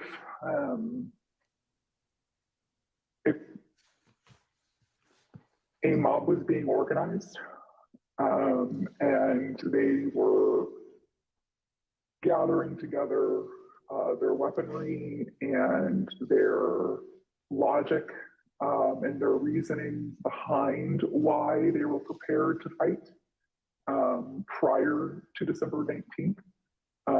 Again, it was vague. It was non-specific, but very clear that individuals were ready, willing, and able to take up arms. After this tweet on December 19th, again, it became clear not only were these individuals ready and willing, but the leader of their cause was asking them to join him in this cause and fighting for this cause in DC on January 6th as well. I will also say what shocked me was the responses to these tweets, right? So these were a lot of the locked and loaded, stand back, stand by, those tweets were in response to Donald Trump saying things like this, right? So there would be a response that said, big protest in DC on January 6th, be there, be wild, and someone would respond and say, I'm locked and loaded and ready for Civil War Part 2, right? I very much believe that Donald Trump posting this tweet on December 19th was essentially staking a flag in DC on January 6th for his supporters to come and rally. And you were concerned about the potential for this gathering becoming violent? Absolutely. Indeed, many of Trump's followers took to social media to declare that they were ready to answer Trump's call. One user asked, is the 6th D-Day? Is that why Trump wants everyone there? Another asserted, Trump just told us all to come armed. Fucking A, this is happening. A third took it even further. It will be wild. Drop the means F-bomb. we I'm need shocked. volunteers for the firing squad. Jim Watkins, the owner of 8kun, the fringe online forum that was birthplace of the QAnon extremist movement, confirmed the importance of Trump's tweet. Why did you first decide to go to DC for January 6th? When the president of the United States announced that he was going to have a rally, then I bought a ticket and went. Watkins was at the Capitol on January 6th. Some who have since been indicted for their involvement in the attack on the Capitol. That was also a shot of the responded. cops One of who were them injured posted during on the 19th. the insurrection. Quote, calling all patriots, be in Washington, D.C., January the 6th. This wasn't organized by any group. DJT has invited us, and it's going to be wild. Some of the online rhetoric turned openly homicidal and white nationalist, such as, why don't we just kill them, every last Democrat, down to the last man, woman, and child? And it's time for the day of the rope. White revolution is the only solution. Others realized that police would be standing in the way of their effort to overturn the election. So one wrote, I'm ready to die for my beliefs. Are you ready to die, police? Another wrote on the Donald.win, cops don't have standing if they're laying on the ground in a pool of their own blood. The Donald.win was an openly racist and anti-Semitic forum. The Select Committee deposed that site's founder, Jody Williams. He confirmed how the president's tweet created a laser-like focus on the date of January the 6th. People have been talking about going to DC as soon as the election was over. And do you recall whether or not the conversation around those dates centered on the 6th after the president's tweet? Oh, sure. Yeah. I mean, after it was announced that, you know, he was going to be there on the 6th to talk. Yes. Then anything else was kind of shut out, and it was just going to be on the 6th. Okay. And that was pretty clearly reflected in the content on the site? Yeah, sure. On that site, many shared plans and violent threats. Bring handcuffs and wait near the tunnels, wrote one user. A commenter replied, suggesting zip ties instead. One post encouraged others to come with body armor, knuckles, shields, bats, pepper spray, whatever it takes. All of those were used on the 6th. The post concluded, join your local Proud Boys chapter as well. The Donald.win featured discussions of the tunnels beneath the Capitol complex, suggestions for targeting members of Congress, and encouragement to attend this once-in-a-lifetime event. While Trump supporters grew more aggressive online, he continued to rile up his base on Twitter. He said there was overwhelming evidence that the election was the biggest scam in our nation's history. As you can see, the president continued to boost the event, tweeting about it more than a dozen times in the lead up to January the 6th. Mr. Chairman, I reserve. The chair requests that those in the hearing room remain seated until the Capitol Police have escorted members from the room. Pursuant to the order of the committee of today, the chair declares the committee in recess for a period of approximately 10 minutes.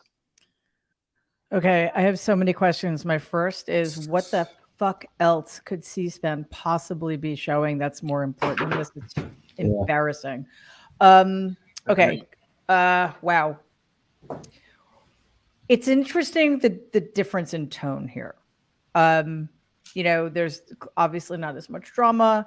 I think it definitely, it's a very different feel when there aren't live witnesses. And I'm curious to see what's going to happen in the next hour. I'm not at all suggesting it's not effective. It's incredibly effective, but there's something more cerebral about this hearing. And I think we can safely say dots are being connected. Yeah. Right. So, I mean, this isn't important in the grand scheme of things, although it could potentially be in the future if this country doesn't get its act together.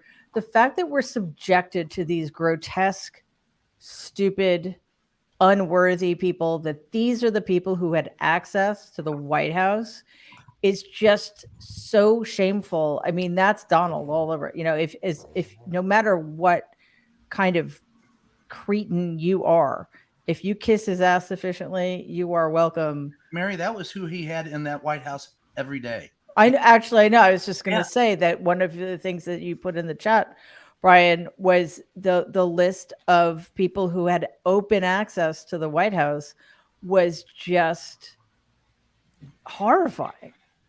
Give us a couple of names. Well, a couple of, I mean, who name anyone? He brought an entire group of these fringe people into Jenny Thomas. Yeah, and paraded them in front of us. Jenny Thomas was just the least of the sinners.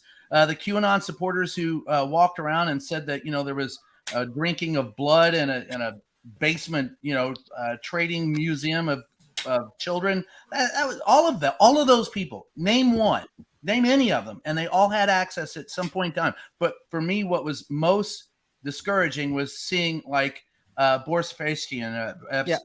He was Epstein. Yeah, and he got upset because I noted that he was of Russian descent, and he goes, "I didn't bring my Russian connections with me." Yeah.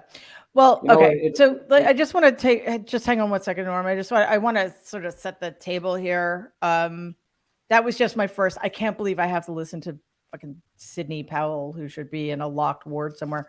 But remember, and I know you all do, but I think we all need to keep in mind that, yes, very grateful these people are testifying. These aren't profiles encouraged. Where were they during the second impeachment when we could have avoided so much?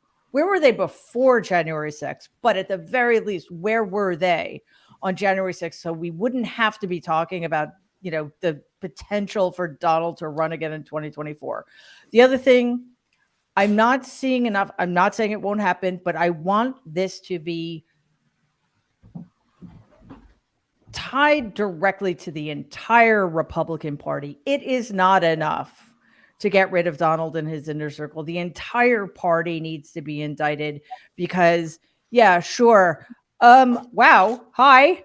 Hi. I brought a special guest star. Well, God damn it. Hi, Rosie. Hi, George. Hi, Mary. Hi, everybody. Hi, Rosie. How's it going? So great to see you guys. I am just Hey, sort of Rosie, who did you bring with you? Rosie O'Donnell, star of the Flintstones. With her, I don't recognize you. Oh, my name is Kathy Lee Gifford. Yeah, Kathy Lee I'm Gifford. early morning television. It was on the tip of my tongue. Right. Anyway, it's great to see you guys. We're just sort of kind of setting the table. Hold on, we have one more who wants to say hello. I'm just saying hi. It's Rosanna Arquette. I'm just saying hi. I'm visiting. Okay. Where are we all? Because this happens all the time. Rosanna, you can actually come and join us. We love Rosanna Arquette. That would be awesome. She's nervous because she says she's too radical today. There's no such thing No here. such thing. But I love you all. I love you, Ro. We love you too. No, there's no radical here. We're talking about the future of American democracy, and I think this committee is doing a good job in helping us understand what happened and what the dangers continue to be. But we can't. This is not an isolated incident. It's continuing to happen. Mitch McConnell on December 19th said, "Yeah, Joe Biden's president, but guess what? He will do anything in his power to reelect Donald Trump if Donald Trump is the nominee." And they have all just moved on from January 6th, and this committee is not going to let them do this.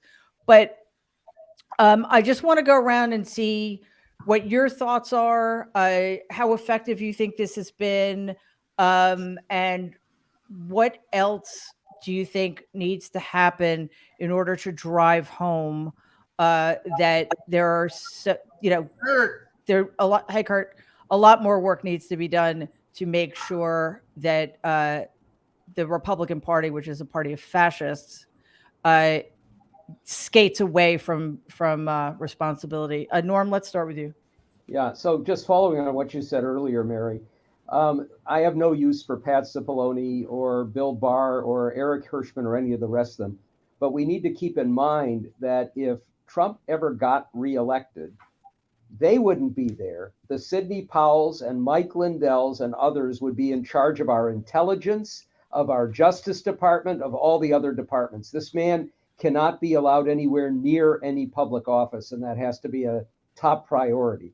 A second point is, and relating to the second thing that you said, if you look at the candidates who are emerging for the House, the Senate, for governorships, for secretaries of state, they are all of the Sidney Powell, Mike Flynn variety. We are seeing a party that is increasingly losing anybody who is a Liz Cheney, wildly conservative, but at least some fealty to reality and the Constitution. And it's going to be the others who will dominate. And then the third point, I tweeted a couple of days ago that in 5 decades of being close to Congress, I've never seen a committee operate this effectively with this level of discipline and this efficiency. And to me, we're going to see a live witness, at least one live witness who is one of the people who were in Washington because of Trump's tweets and comments, making this link even more direct. But the way they've orchestrated the video and made this into a story, a coherent story, you just don't see that in Congress. What a model also for the future.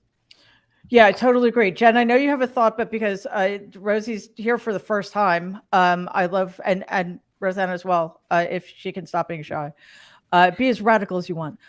Rosie, just, what's your take in general, but, specifically about what's happening? So well produced. That's the thing. You're not used to seeing kind of real high production television qualities in congressional hearings. So I think bravo to whoever they got in to do that. And it's about time, the Republicans have been hiring these Mark Burnett and all these people to create some razzle dazzle. And I still blame him for the reason for Trump's success, that he created a lie and sold it to the American people. And he's walking around scot-free like nobody, I don't understand why he hasn't sort of been ostracized by everyone for what he has done to us. Money, exactly right. Money. Yeah. But I think that these hearings are vital, although I don't know what is going to change the mind of those in the cult who are deeply enmeshed and have no kind of rope to climb out. I don't know what's going to happen.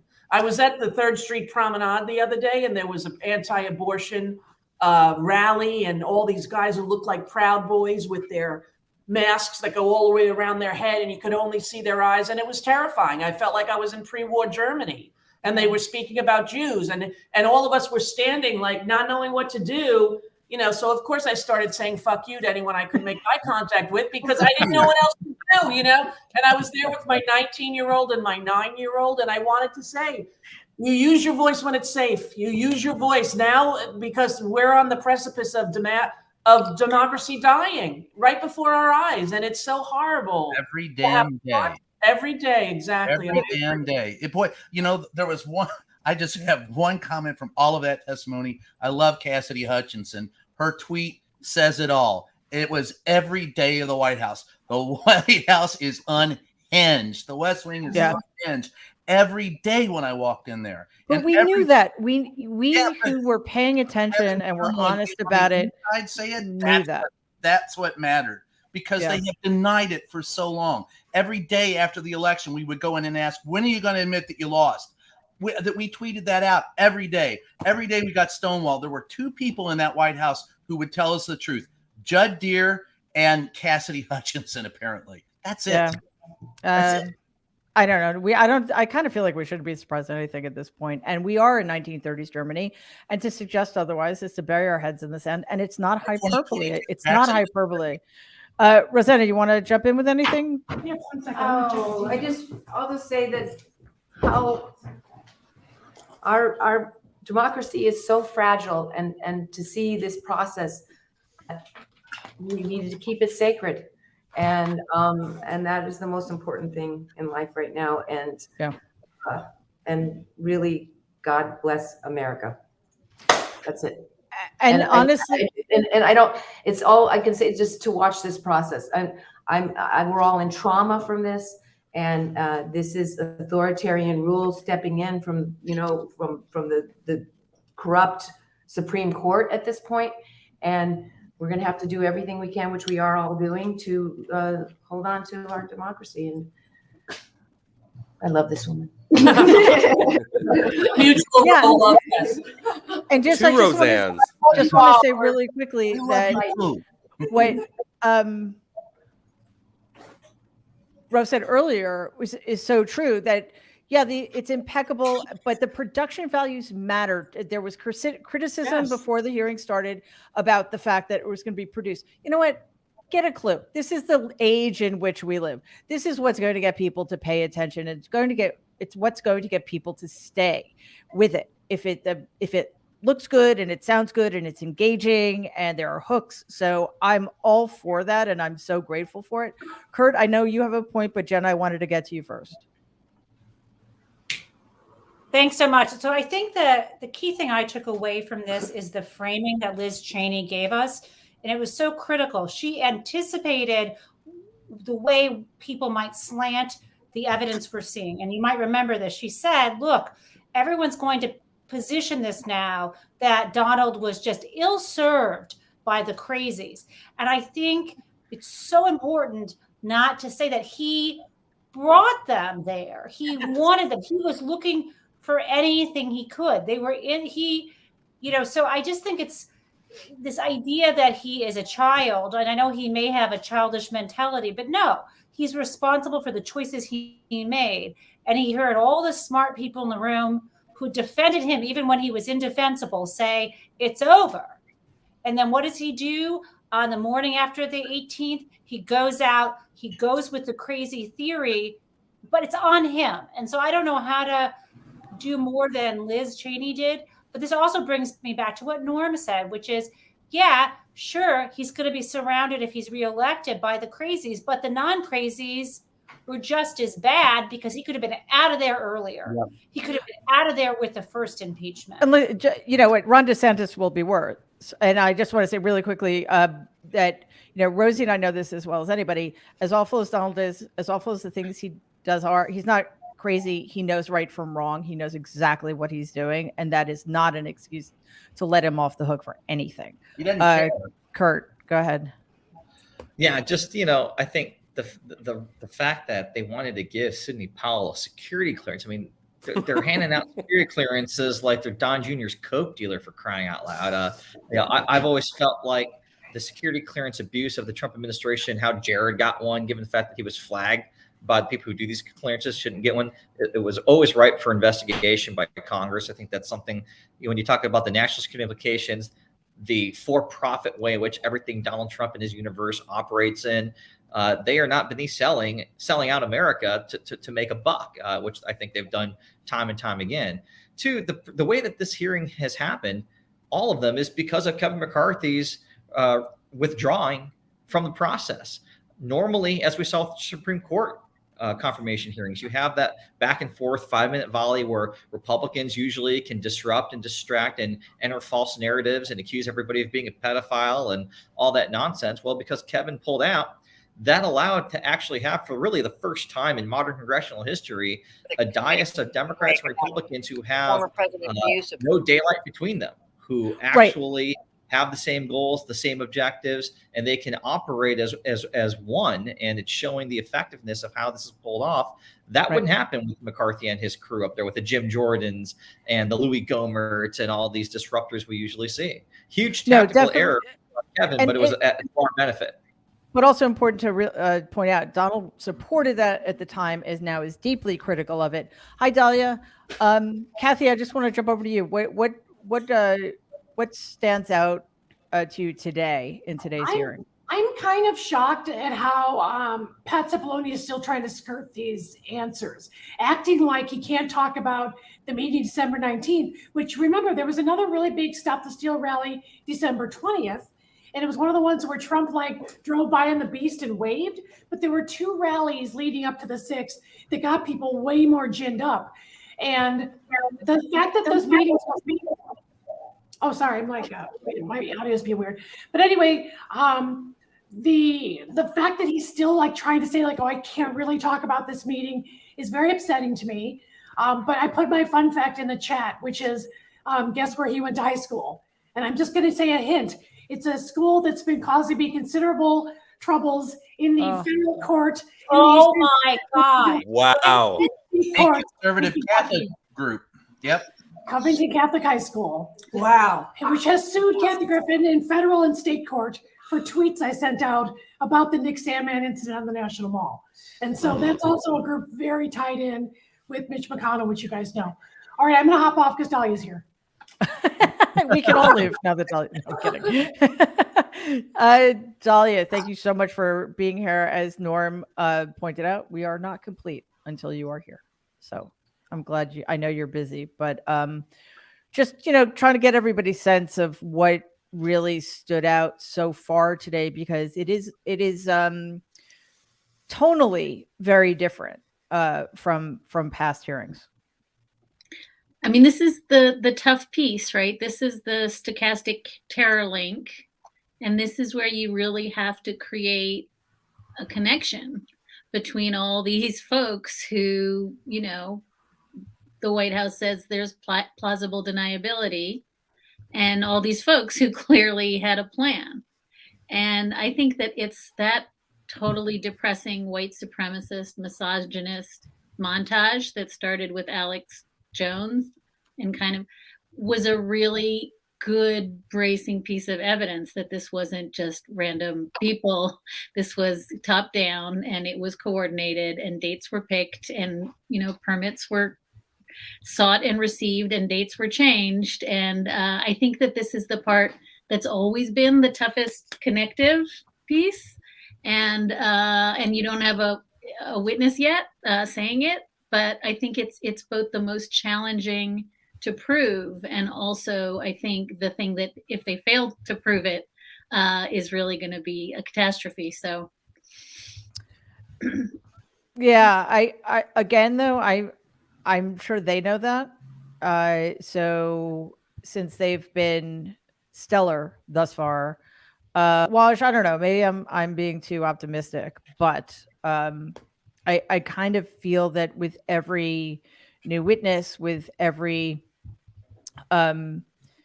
new piece of evidence, tweet, email, letter, whatever, we're getting closer and closer to whatever the version of this is to willful blindness. What do you think? Yeah, so I'm always glad that Dahlia, who's much smarter than me, says what I want to say, because it affirms my point, which is stochastic terrorism, right? Specifically, for those of you who don't know, I tweeted it out.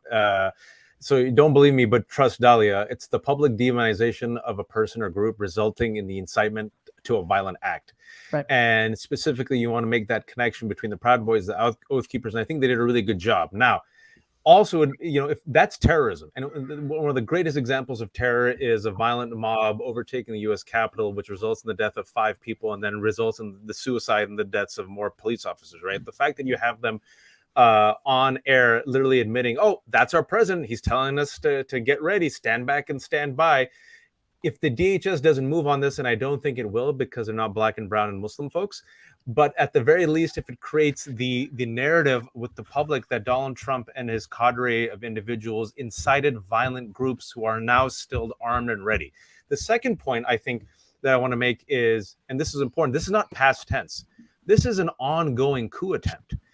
So what we're witnessing right now, Norm made a really good point, is if not for just a handful of folks in these positions of power, right? If not for a handful of folks in the White House, in the Justice Department, we would have the Sidney Powells and the Jeffrey Clarks and then the Michael Flynn's and the Donald Trumps. All the sane folks, as what the Stepien said, the team normal, have been purged. They've been purged from MAGA. The RNC literally says that these violent insurrections were ordinary citizens engaging in legitimate political protest. That's the RNC. So my fear is that, according to, I think, what Brian was saying, is how many of these people still believe it. A study poll came out that 75% of Republicans, 75% think that Donald Trump did nothing wrong, which I guess is nice, because 25% think it was crazy. So I'll take my win there. How many of them are left? How many real Republicans are left? So my concern is that we're talking about it in the past tense. And what I always try to tell people is that this is an ongoing coup attempt. The normies have been purged. It doesn't matter if DeSantis or Abbott wins, because they have to court those extremists. And now that we've seen, the last thing I'll say is about 108 Republicans who've won their primaries since May all believe in the big lie. So right. when you mention fascism and when you mention 1930s Germany, another analogy is the brown shirts, which Yep. is Hitler's militia, Patriot Front, Oath Keepers, people like Kyle Rittenhouse. They believe that they have the authority and the legitimacy to use violence to take back this country. And that's my fear, that once this becomes mainstreamed again in 2024, and if Biden, whoever wins, these individuals will come out with weapons against the rest of us. And I think that's the connection that people still aren't making. That's Can you imagine too if there was Black Lives Matter messages and chat boards saying we're going to kill the police, they better be ready to die? We don't have to imagine. We know. I mean, well, hell, you can get killed if you're a black man in the United States by being stopped for a ticket, while you can kill people. Right, that's my point. Right. We is. know what happens when black people are just walking the streets doing nothing, barbecuing while black. Yes. So yeah. So Kurt, yes, you're absolutely. Blue Lives Matter, right? I mean, Law and Order, Blue Lives Matter. Democrats want to defund the police. These guys are literally caught talking about they're going to come after the police protecting the Capitol. It's terrorism. I mean, really, it is terrorism. It is absolutely terrorism. As a member of the White House press corps, I just want to say this committee is such a breath of fresh air, because I can't tell you for how long we sat in that press briefing room. We covered this president, and every day got beat up by him. And every time we pushed back against him, we were threatened. Our lives were threatened. People had their press passes yanked just by this simple matter of doing your job. And so, you know what, Brian, that's I don't know what I just called you. That is one of the serious problems we're facing. Adam, it's absolutely true. This is an ongoing coup. It's never stopped. But, or I should say, and yet, many in the media who were threatened nonstop for 5 years have seemed to have forgotten, just as almost every single Republican in Congress, Adam, seems to be totally cool with the fact that they were almost murdered by a mob that Donald set on them. And it's like they've totally erased that history, which is going to make it that much harder for us as a country to move forward. Right? So do you see any evidence that these hearings will help move the needle? You mentioned where were these people during the impeachment, and I'm thinking about what just happened over in the UK, and you have a bunch of conservative people who actually had a spine and stood up and said no thank you to the fuckery. And I, fingers crossed, maybe set an example and showed a light at the end of the tunnel for these freaks, because we have a problem on the Republican side here in the States with weakness. Kevin McCarthy is one of the weakest people in the country. Right. Lady Lindsey Graham is another one.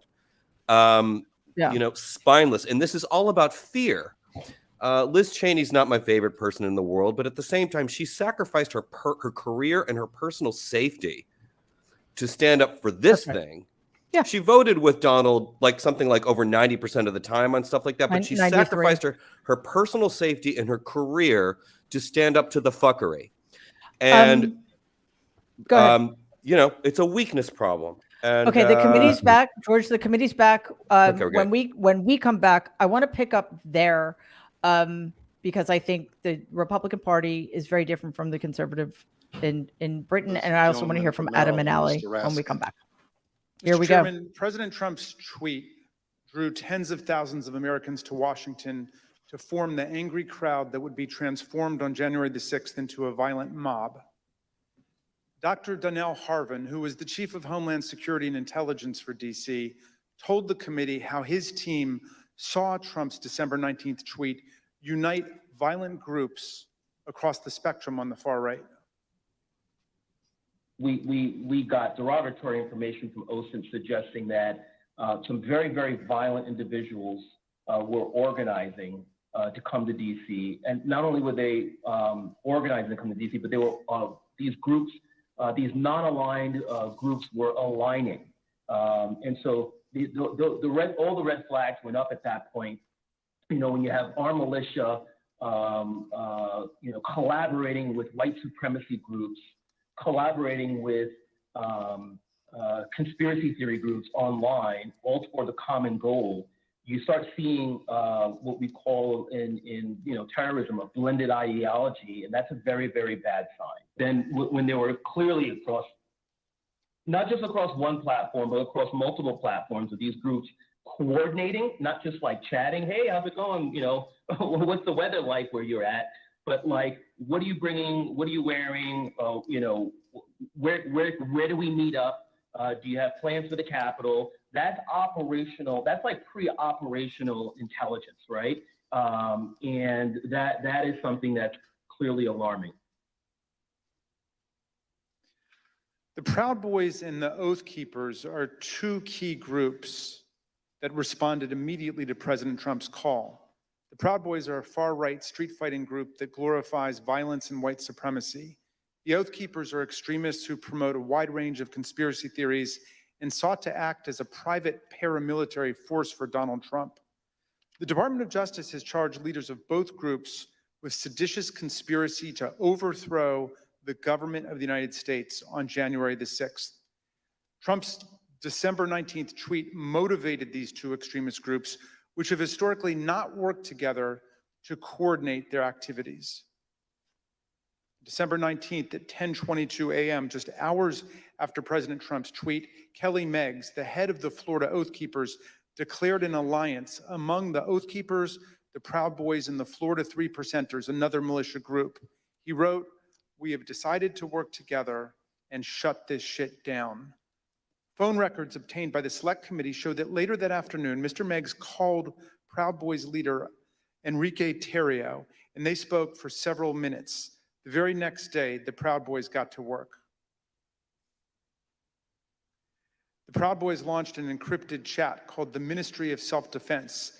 The committee obtained hundreds of these messages, which show strategic and tactical planning about January the 6th, including maps of Washington, D.C. that pinpoint the location of police.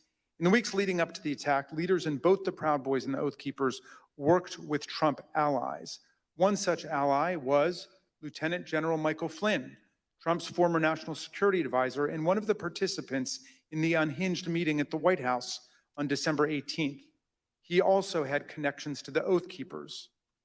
This photo from December 12th shows Flynn and Patrick Byrne, another Trump ally who was present at that December 18th meeting, guarded by indicted Oath Keeper Roberto Minuta. Another view of the scene shows Oath Keepers leader Stuart Rhodes in the picture as well. Another central figure with ties to this network of extremist groups was Roger Stone, a political consultant and longtime confidant of President Trump. He pardoned both Flynn and Stone in the weeks between the election on November 3rd and January 6th. In the same time frame, Stone communicated with both the Proud Boys and the Oath Keepers regularly. The committee obtained encrypted content from a group chat called Friends of Stone, FOS, which included Stone, Rhodes, Tarrio, and Ali Alexander. The chat focused on various pro-Trump events in November and December of 2020, as well as January 6th. As you can see here, Stuart Rhodes himself urged the Friends of Stone to have people go to their state capitals if they cannot make it to Washington for the first Million MAGA March on November 14th. These friends of Roger Stone had a significant presence at multiple pro-Trump events after the election, including in Washington on December the 12th. On that day, Stuart Rhodes called for Donald Trump to invoke martial law, promising bloodshed if he did not. He needs to know from you that you are with him, that he does not do it now while he is commander-in-chief. We're going to have to do it ourselves later in a much more desperate, much more bloody war. Let's get it on now while he is still the commander-in-chief. Hooah! That night, the Proud Boys engaged in violence on the streets of Washington and hurled aggressive insults at the police. You oath breakers! Do your fucking job! Give us 1 hour! 1 hour! Just the previous night, the co-host of InfoWars, issued an ominous warning at a rally alongside Roger Stone and Proud Boys leader Enrique Tarrio.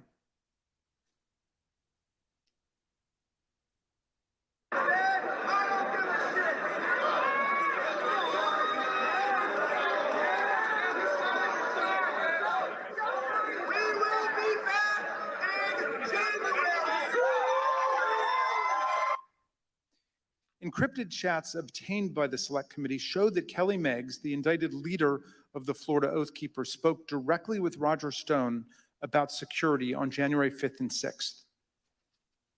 In fact, on January 6th, Stone was guarded by 2 Oath Keepers who have since been criminally indicted for seditious conspiracy. One of them later pleaded guilty, and according to the Department of Justice, admitted that the Oath Keepers were ready to use, quote, lethal force if necessary against anyone who tried to remove President Trump from the White House, including the National Guard. As we've seen, the Proud Boys were also part of the Friends of Stone network. Stone's ties to the Proud Boys go back many years. He's even taken their so-called fraternity creed, required for the first level of initiation to the group.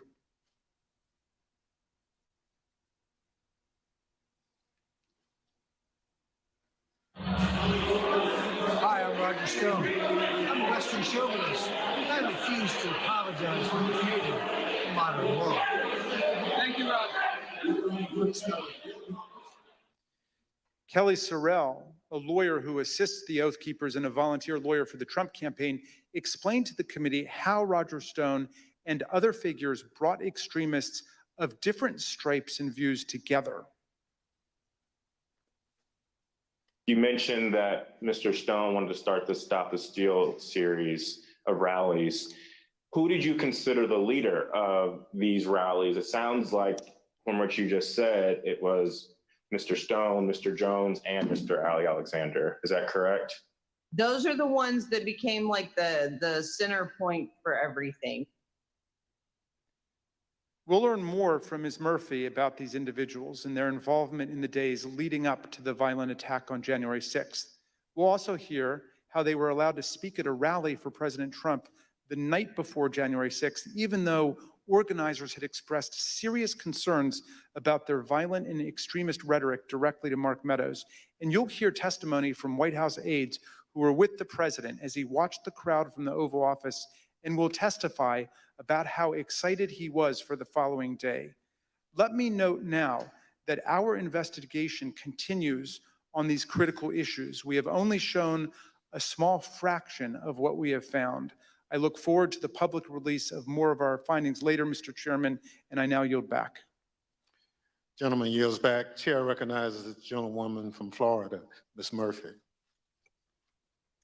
During our most recent hearing, the committee showed some evidence of what President Trump, Chief of Staff Mark Meadows, and other White House officials knew about the potential for violence on January 6th. And despite this information, they made no effort to cancel the rally, halt the march to the Capitol, or even to lower the temperature among President Trump's supporters. Katrina Pearson, one of the organizers of January 6th rally and a former campaign spokeswoman for President Trump, grew increasingly apprehensive after learning that multiple activists had been proposed as speakers for the January 6th rally. These included some of the people we discussed earlier in this hearing. Roger Stone, a longtime outside advisor to President Trump. Alex Jones, the founder of the conspiracy theory website InfoWars. And Ali Alexander, an activist known for his violent political rhetoric.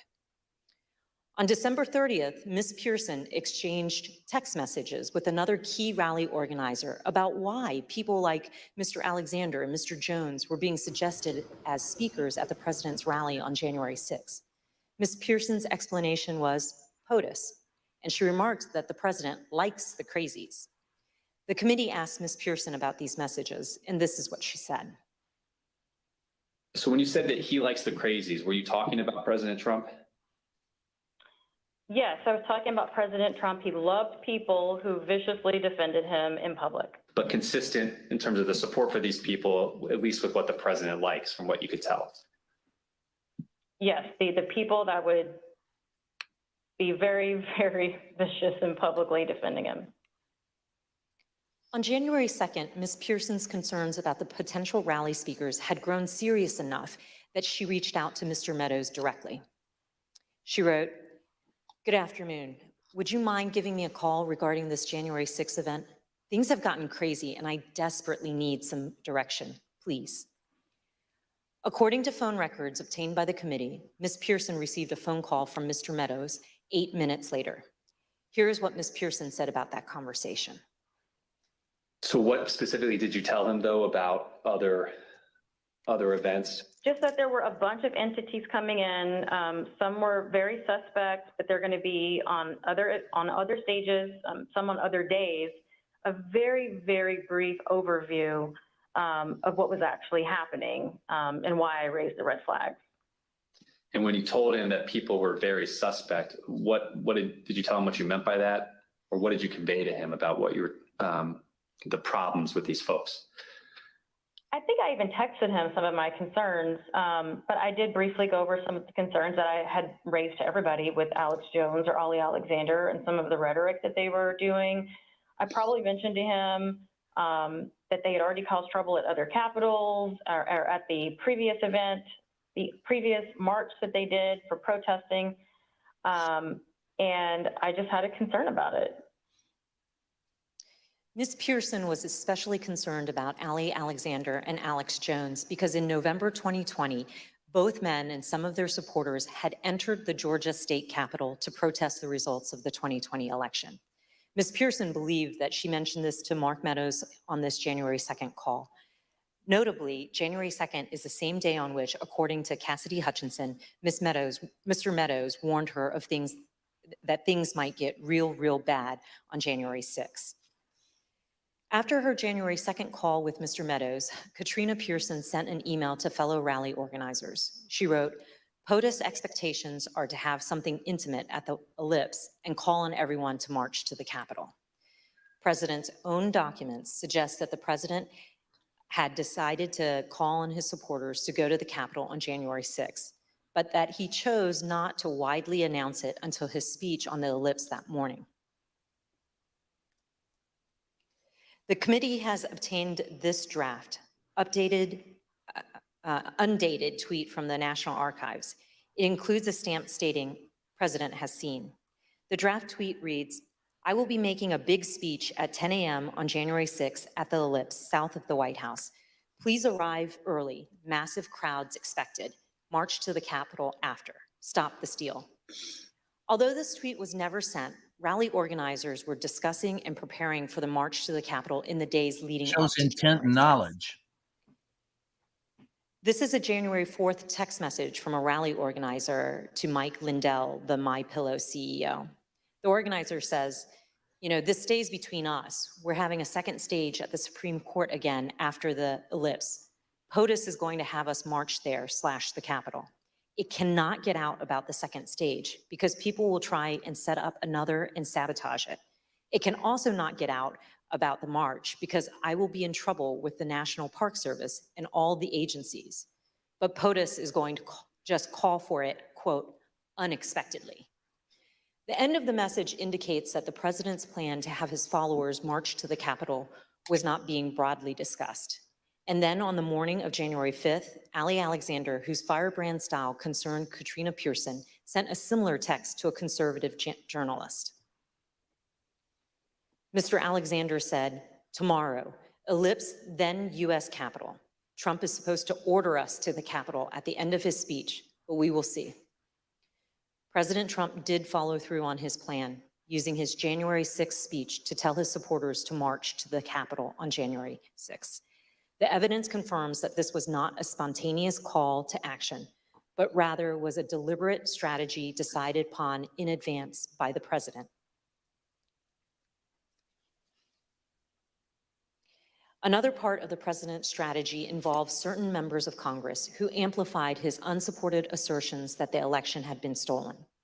In the weeks after the election, the White House coordinated closely with President Trump's allies in Congress to disseminate his false claims and to encourage members of the public to fight the outcome on January 6th. We know that the president met with various members to discuss January 6th well before the joint session. The president's private schedule for December 21st, 2020 shows a private meeting with Republican members of Congress. We know that Vice President Pence, Chief of Staff Mark Meadows, and Rudy Giuliani also attended that meeting. We obtained an email that was sent from Congressman Mo Brooks of Alabama to Mark Meadows setting up that meeting. The subject line is White House meeting December 21st regarding January 6th.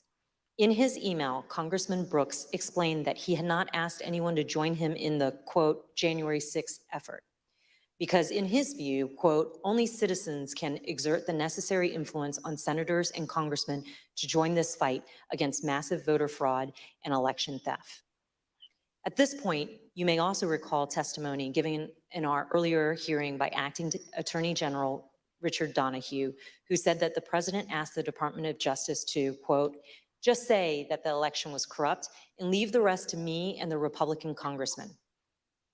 According to White House visitor logs obtained by the committee, members of Congress present at the White House on December 21st included Congressman Brian Babin, Andy Biggs, Matt Gaetz, Louis Gohmert, Paul Gosar, Andy Harris, Jody Heiss, Jim Jordan, and Scott Perry. Then Congresswoman-elect Marjorie Taylor Greene was also there. We heard testimony in an early hearing that a pardon was ultimately requested by Congressman Mo Brooks and other members of Congress who attended this meeting. We've asked witnesses what happened during the December 21st meeting, and we've learned that part of the discussion centered on the role of the vice president during the counting of the electoral votes. These members of Congress were discussing what would later be known as the Eastman theory, which was being pushed by attorney John Eastman. In one of our earlier hearings, you heard in great detail that President Trump was trying to convince Vice President Pence to do something illegal. His White House counsel confirmed all of that in testimony last week. Your view, Mr. Cipollone, upon those discussions with Mr. Philbin, with Greg Jacob, what was your assessment as to what the Vice President could or could not do at the joint session? What was my assessment about what he could or couldn't do? Yes, your view of the issue. My view was that the vice president didn't have the legal authority to do anything except what he did. They both told us, Mr. Philbin and Mr. Jacob, that they looked very closely at the Eastman memos, the Eastman theory, and thought that it had no basis, that it was not a strategy that the president should pursue. It sounds like that's consistent with your impression as well. My impression would have been informed certainly by them. Campaign senior advisor Jason Miller told us that Mr. Cipollone thought John Eastman's theories were nutty, something Mr. Cipollone wouldn't refute. We received testimony from various people about this. One was Jason Miller, who was on the campaign, said that the way it was communicated to me was that Pat Cipollone thought the idea was nutty, and at one point confronted Eastman basically with the same sentiment. I don't have any reason to contradict what he said. On January 4th, John Eastman went to the White House to meet with the president and vice president. Mr. Cipollone tried to participate in this meeting, but he was apparently turned away. You didn't go to the meeting in the Oval Office where Eastman met with the president and with the vice president. Do you remember why you didn't personally attend? I did walk to that meeting, and I did go to the Oval Office with the idea of attending that meeting, and then I ultimately did not attend that meeting. Why not? The reasons for that are privilege. Okay. Were you asked to not attend the meeting, or did you make a personal decision not to attend the meeting? Again, without getting into privilege. Recall that Greg Jacob, the vice president's counsel, stated that Mr. Eastman acknowledged he would lose 9-0 if his legal theory were challenged in the Supreme Court. Mr. Cipollone had reviewed Mr. Eastman's legal theory and expressed his view repeatedly that the vice president was right. He even offered to take the blame for the vice president's position. I thought that the vice president did not have the authority to do what was being suggested under a proper reading of the law. I conveyed that. Okay.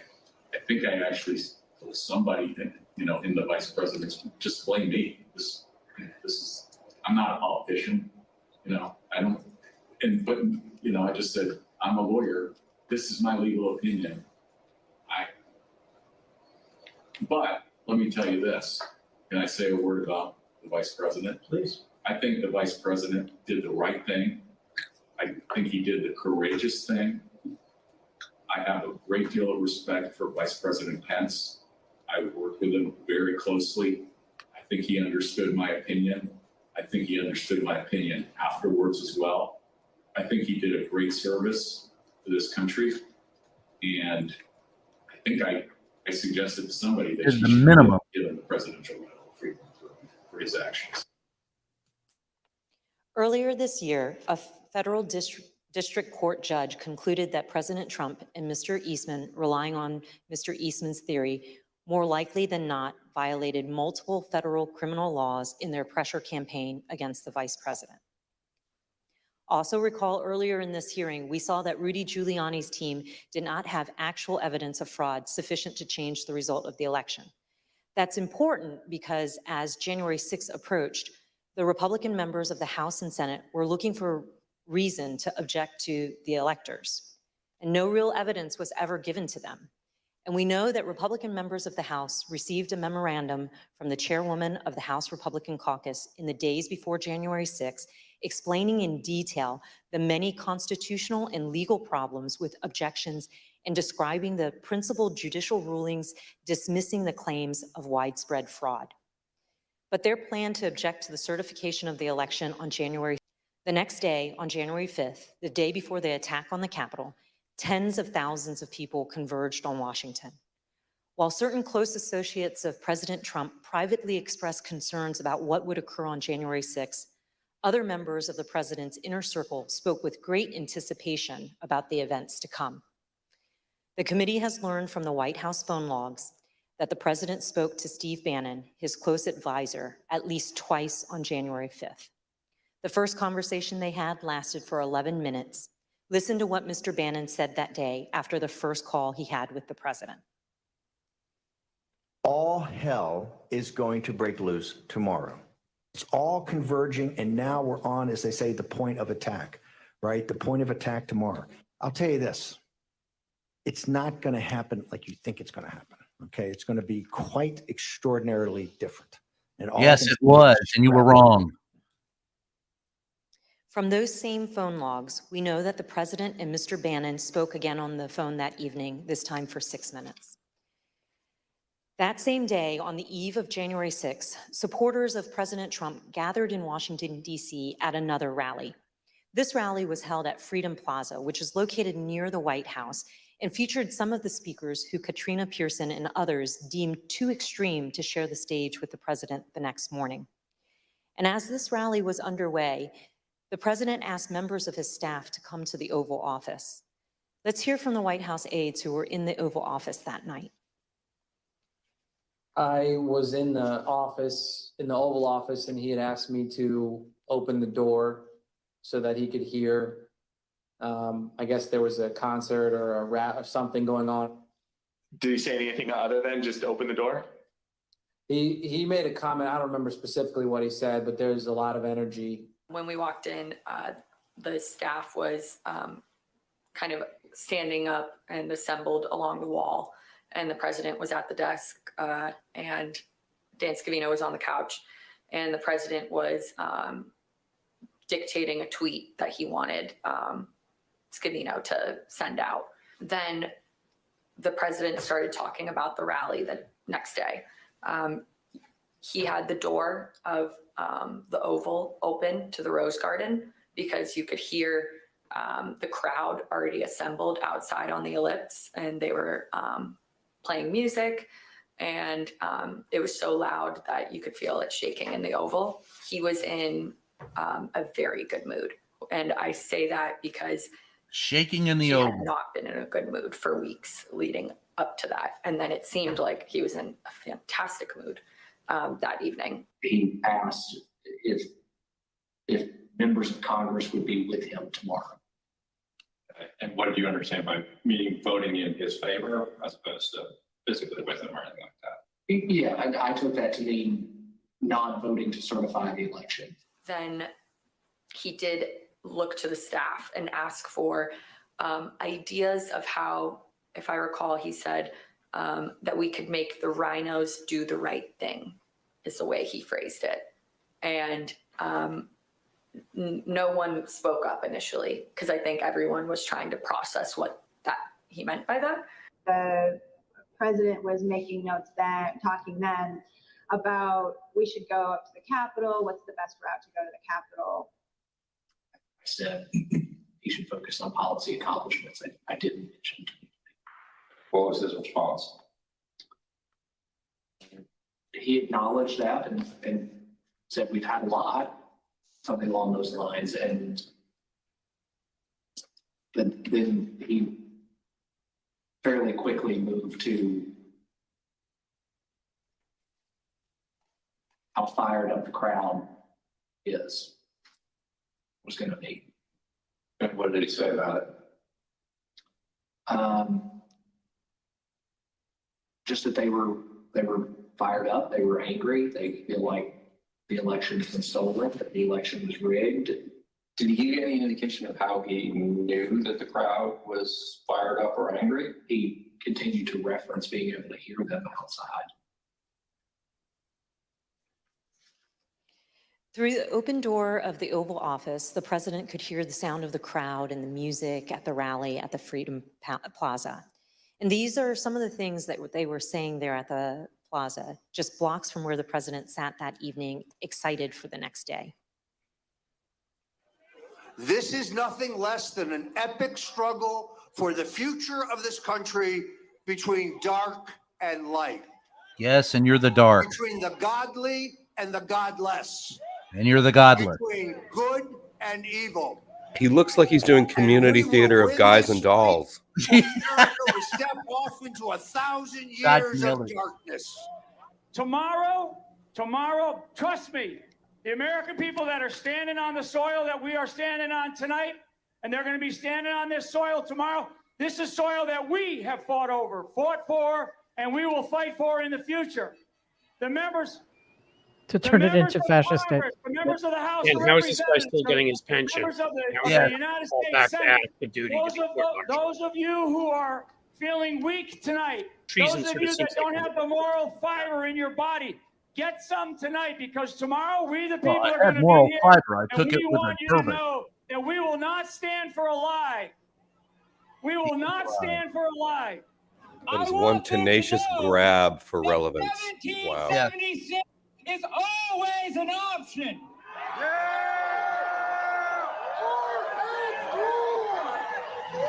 These degenerates in the deep state are going to give us what we want, or we are going to shut this country down. It's 1776. 1776. 1776. He still doesn't know what year it is. Who listens to this asshole? Seriously. At 5:05 p.m., as the Freedom Plaza rally was underway just blocks away, President Trump tweeted, "Washington is being inundated with people who don't want to see an election victory stolen by emboldened radical left Democrats. Our country has had enough. They won't take it anymore." To the crowds gathering in D.C., he added, "We hear you and love you from the Oval Office." The committee has learned that on January 5th, there were serious concerns at Twitter about the anticipated violence the next day. Listen to what the Twitter witness told us about their desperate efforts to get Twitter to do something. What was your gut feeling on the night of January 5th? I believe I sent a Slack message to someone that said something along the lines of, when people are shooting each other tomorrow, I will try and rest in the knowledge that we tried. And so I went to, I don't know that I slept that night, to be honest with you. I was on pins and needles because, again, for months, I had been begging and anticipating and attempting to raise the reality that if we made no intervention into what I saw occurring, people were going to die. And on January 5th, I realized no intervention was coming. And even as hard as I had tried to create one or implement one, there was nothing, and we were at the whims and the mercy of a violent crowd that was locked and loaded. And just for the record, this was content that was echoing statements by the former president, but also Proud Boys and other known violent extremist groups. Yeah. There were also concerns among members of Congress. We have a recently released recording of a conversation that took place among Republican members in the U.S. Capitol on the eve of January 6th. This is Republican Congresswoman Debbie Lesko from Arizona, who led some of the unfounded objections to the election results. I also asked leadership to come up with a safety plan for members. I'm actually very concerned about this because we have who knows how many hundreds of thousands of people coming here. We have Antifa. We also have, quite honestly, Trump supporters who actually believe that we are going to overturn the election. And when that doesn't happen, most likely will not happen, they are going to go nuts. That same evening, as President Trump listened to the rally from the Oval Office, he was also working on his speech to be delivered the next day. And based on documents we've received from the National Archives, including multiple drafts of the president's speech, as well as from witness testimony, we understand how that speech devolved into a call to action and a call to fight. One of the first edits President Trump made to his speech was to incorporate his 5:05 p.m. tweet, revising his speech to say, "All of us are here today, do not want to see our election victory stolen by emboldened radical left Democrats. Our country has had enough. We will not take it anymore." He also added, "Together, we will stop the steal." President Trump's edits continued into the morning of January 6th.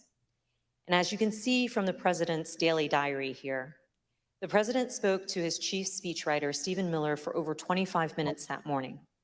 Following his call with Mr. Miller, President Trump inserted for the first time a line in his speech that said, quote, "And we will see whether Mike Pence enters history as a truly great and courageous leader.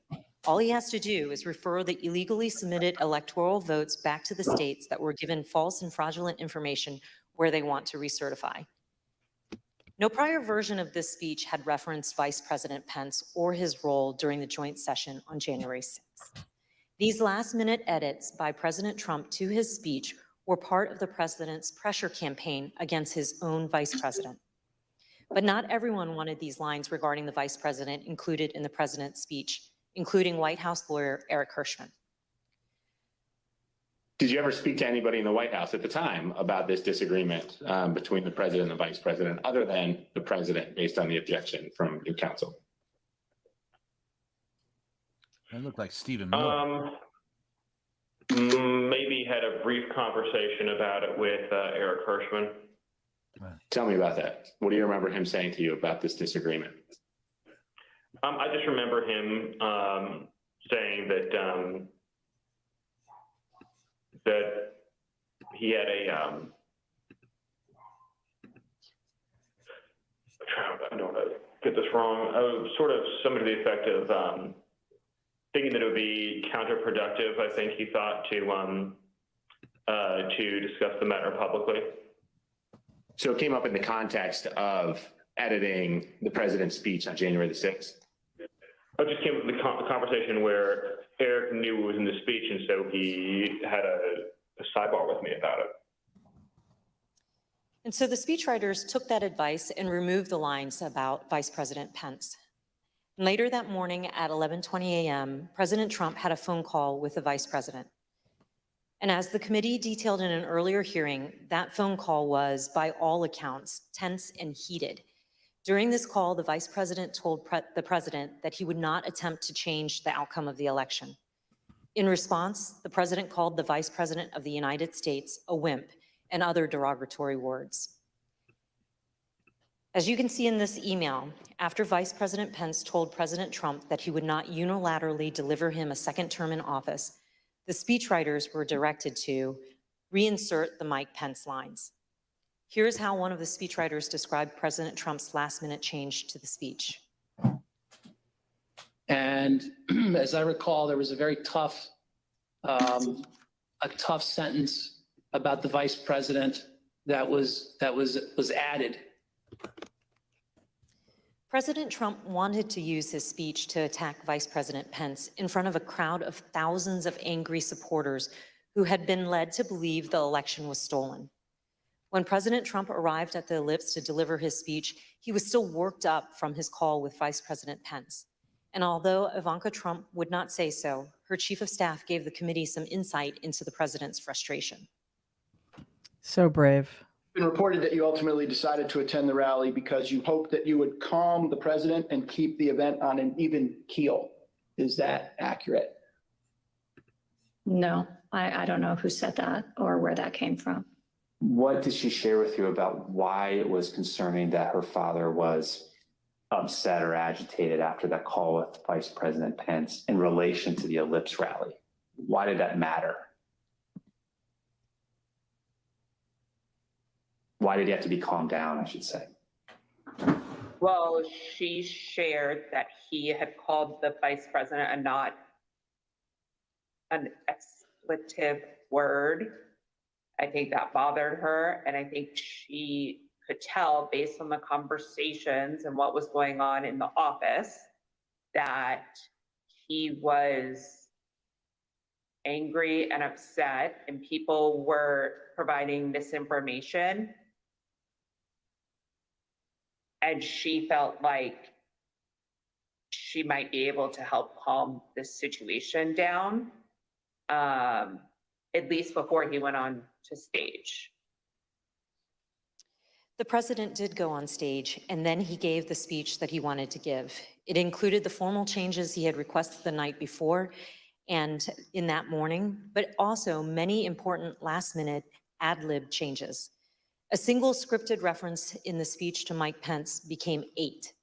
A single scripted reference to rally-goers marching to the Capitol became 4, with President Trump ad-libbing that he would be joining protesters at the Capitol. Added throughout his speech were references to fighting and the need for people to have courage and to be strong. The word peacefully was in the staff-written script and used only once. Here are some of these ad-lib changes that the president made to his speech. Because you'll never take back our country with weakness. You have to show strength and you have to be strong. So I hope Mike has the courage to do what he has to do. And I hope he doesn't listen to the rhinos and the stupid people that he's listening to. We fight like hell. And if you don't fight like hell, you're not going to have a country anymore.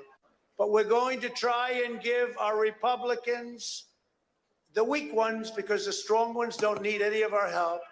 We're going to try and give them the kind of pride and boldness that they need to take back our country. So let's walk down Pennsylvania Avenue. White House counsel Pat Cipollone and his deputy did not attend the speech, and they were concerned that the statements in the speech about the election were false. In fact, the message that President Trump delivered that day was built on a foundation of lies. He lied to his supporters that the election was stolen. He stoked their anger. He called for them to fight for him. He directed them to the U.S. Capitol. He told them he would join them, and his supporters believed him, and many headed towards the Capitol. As a result, people died. People were injured. Many of his supporters' lives will never be the same. President Trump's former campaign manager, Brad Parscale, recognized the impact of the speech immediately. And this is what he said on January 6 in excerpts from text messages to Katrina Pearson. Mr. Parscale said, quote, "This is about Trump pushing for uncertainty in our country, a sitting president asking for civil war." And then when he said, "This week I feel guilty for helping him win," Katrina Pearson responded, "You did what you felt right at the time, and therefore it was right." Mr. Parscale added, "Yeah, but a woman is dead. And yeah, if I was Trump and I knew my rhetoric killed someone." When Ms. Pearson replied, "It wasn't the rhetoric," Mr. Parscale said, "Katrina, Yes, it was. That is wow. Thank you, Mr. Chairman. I yield back. There you go. I'll give a wow to that one. We're joined today Wow. by Mr. Jason Van Tatenhove and Mr. Stephen Ayres. Mr. Tatenhove is an artist and journalist. He's a former spokesman of the Oath Keepers and a former close associate of Elmer Stewart Rhodes, the founder and president of the Oath Keepers. Also, who wow. has been charged with seditious conspiracy in relation to the Capitol attack. Mr. Van Tatenhove broke with the Oath Keepers and has since spoken out forcefully against the violent group. Let's all remember this Mr. guy. Ayres is a former the woman supporter sitting of behind him President doesn't look too Trump. happy. He answered the president's call to come to Washington, D.C. on January 6th. He marched to the Capitol on the president's orders. He pleaded guilty last month to disorderly and disruptive conduct at the Capitol. Mr. Ayres, who no longer supports President Trump, came forward voluntarily to share his story as a warning. I will now swear in our witnesses. The witnesses will please stand and raise their right hand. That was a good seat at the start, Brian. Pardon? Do you swear or affirm Those were good that seats at the start of the meeting. that Yeah. the testimony you're about to give is the truth, the whole truth, and nothing but I the think truth? this is about to so get help you even more God? interesting, which is saying something. Thank you. You may be seated. Seriously, live witnesses. Let the record who those reflect that the witnesses witnesses are. answered in the affirmative. I recognize myself for questions. Today, we've discussed how President Trump summoned an angry mob of supporters to Washington, D.C., many of whom came prepared to do battle against police and politicians alike. We're fortunate enough to be joined by two witnesses who can help us understand who was in the mob that day. Both hardcore violent extremists like the Oath Keepers and Proud Boys and average Trump supporters swept up in the fervor of the day. Mr. Van Tatenhove, can you help us understand who the Oath Keepers are? I can, thank you. My time with the Oath Keepers began back at Bundy Ranch with that first standoff when I went to cover them as an independent journalist. I then subsequently covered two more standoffs, the Sugar Pine Mine standoff and the White Hope Mine standoff. It was at that time that I was offered a job as national media director and an associate editor for the webpage. So I spent a few years with the Oath Keepers, and I can tell you that Well, Mary, you're right. they may not like to Journalist means call nothing themselves a anymore. militia, but they are. They're a violent militia, and they are largely Stewart Rhodes. And I think rather than try to use words, I think the best illustration for what the Oath Keepers are happened January 6th, when we saw that stacked military formation going up the stairs of our Capitol.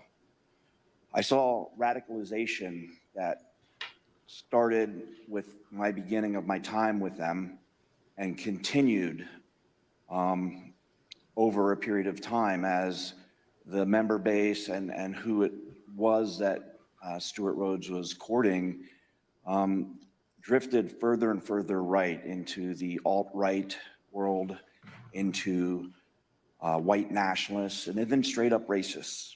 And it came to a point where I could no longer continue to work for them. But the Oath Keepers are a dangerous militia that is in large part fed by the ego and drive of Stewart Rhodes, who at times seemed to see himself as this paramilitary leader. I think that drove a lot of it. So in my opinion, the Oath Keepers are a very dangerous organization. Well, thank you very much. You've talked a little bit about that danger.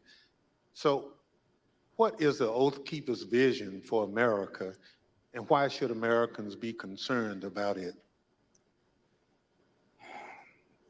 I think we saw a glimpse of what the vision of the Oath Keepers is on January 6th. It doesn't necessarily include the rule of law. It doesn't necessarily include, it includes violence. It includes trying to get their way through lies, through deceit, through intimidation, and through the perpetration of violence. The swaying of people who may not know better through lies and rhetoric and propaganda that can get swept up in these moments. And I'll admit I was swept up at one point as well too. But I don't know if that answers the question. Well, it does. And you talk about being swept up. So at what point did you break with the Oath Keepers? There came a point, there were many red flags, and I probably should have broke with them much earlier than I did. But the straw that broke the camel's back really came when I walked into a grocery store. We were living up in the very remote town of Eureka, Montana, and there was a group of core members of the group of the Oath Keepers and some associates, and they were having a conversation at that public area where they were talking about how the Holocaust was not real. And that was, for me, something I just could not abide. And, you know, we were not wealthy people at all. We were barely surviving, and it didn't matter. I went home to my wife and my kids, and I told them that I've got to walk away at this point. I don't know how we're going to survive or where we're going to go or what we're going to do, but I just can no longer continue, and put in my resignation. Thank you very much. Mr. Ayres, there were many people in the crowd that day, January 6th, including you, who were not part of an extremist group. I'd like to start by having you tell the American people a little bit about yourself. Can you tell us about your life before January 6th? Yeah, basically nothing but a family man and a working man. Worked at the company, a cabinet company up in Northeast Ohio for going on 20 years. You know, family's my life. I was a supervisor there, so that took up a lot of my other, a lot of my free time. Other than that, with my family, camping, playing basketball, playing games with my son. Just what any ordinary American citizen, family man would do. Yep, exactly. So this committee has reviewed thousands of hours of surveillance footage from January 6th. During this review, we identified you entering the Capitol as we see in this video. Mr. Ayres, why did you decide to come to Washington on January 6th? Wow, I'm impressed they could recognize me. Personally, I was, pretty hardcore into the social media, Facebook, Twitter, Instagram. I followed, President Trump, on all of the websites, he basically put out, come to Stop the Steal rally, and I felt like I needed to be down here.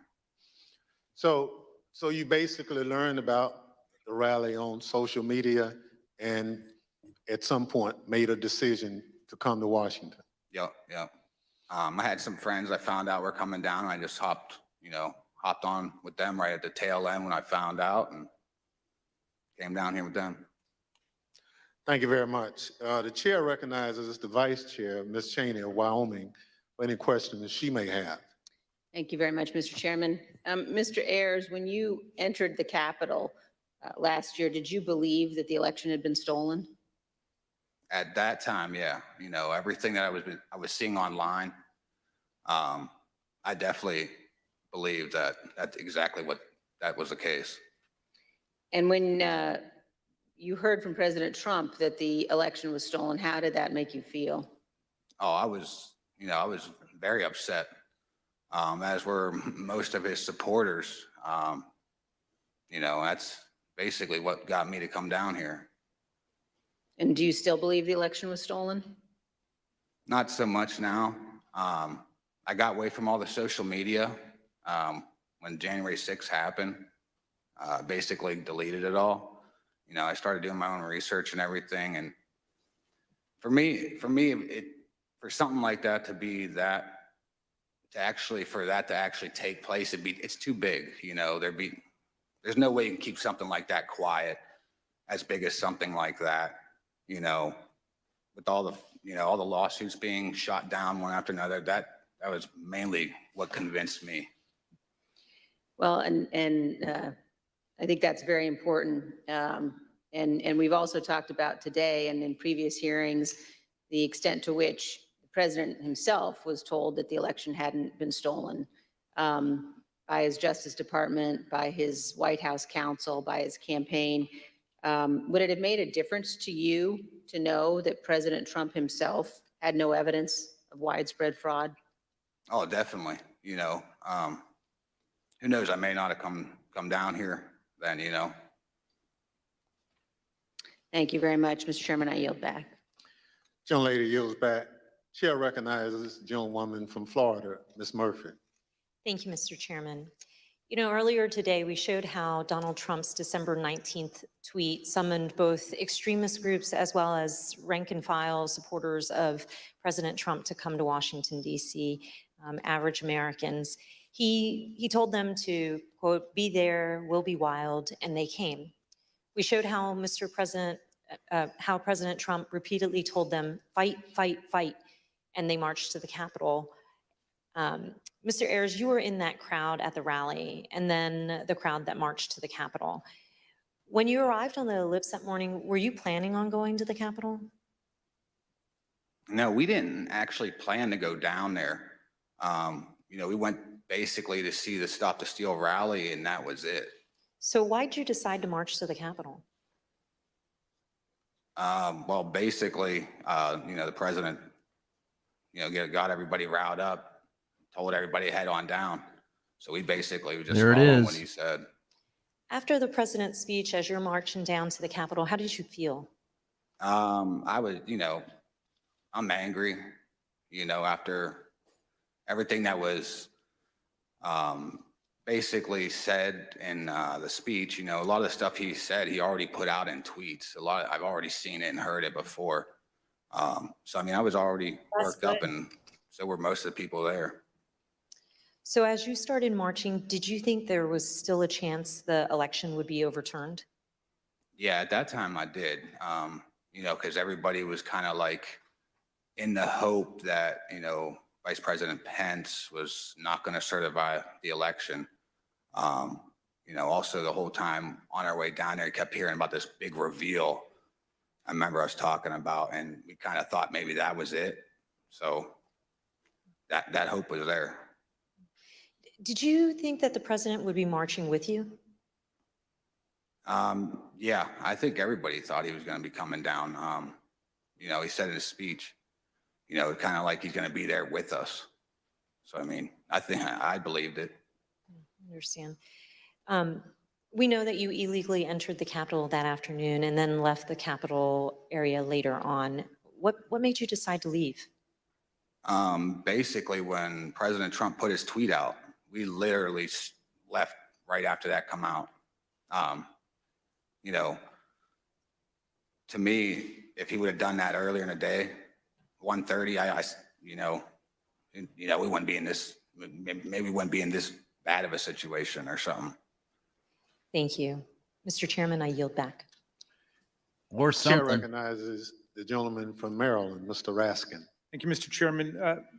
Mr. Van Tatenhove, in the run-up to January 6th, Stuart Rhodes publicly implored President Trump to invoke the Insurrection Act, the 1807 law that allows the president to call up militias to put down a rebellion against the United States. And I want to get your thoughts about this in the context of your prior relationship with Stuart Rhodes.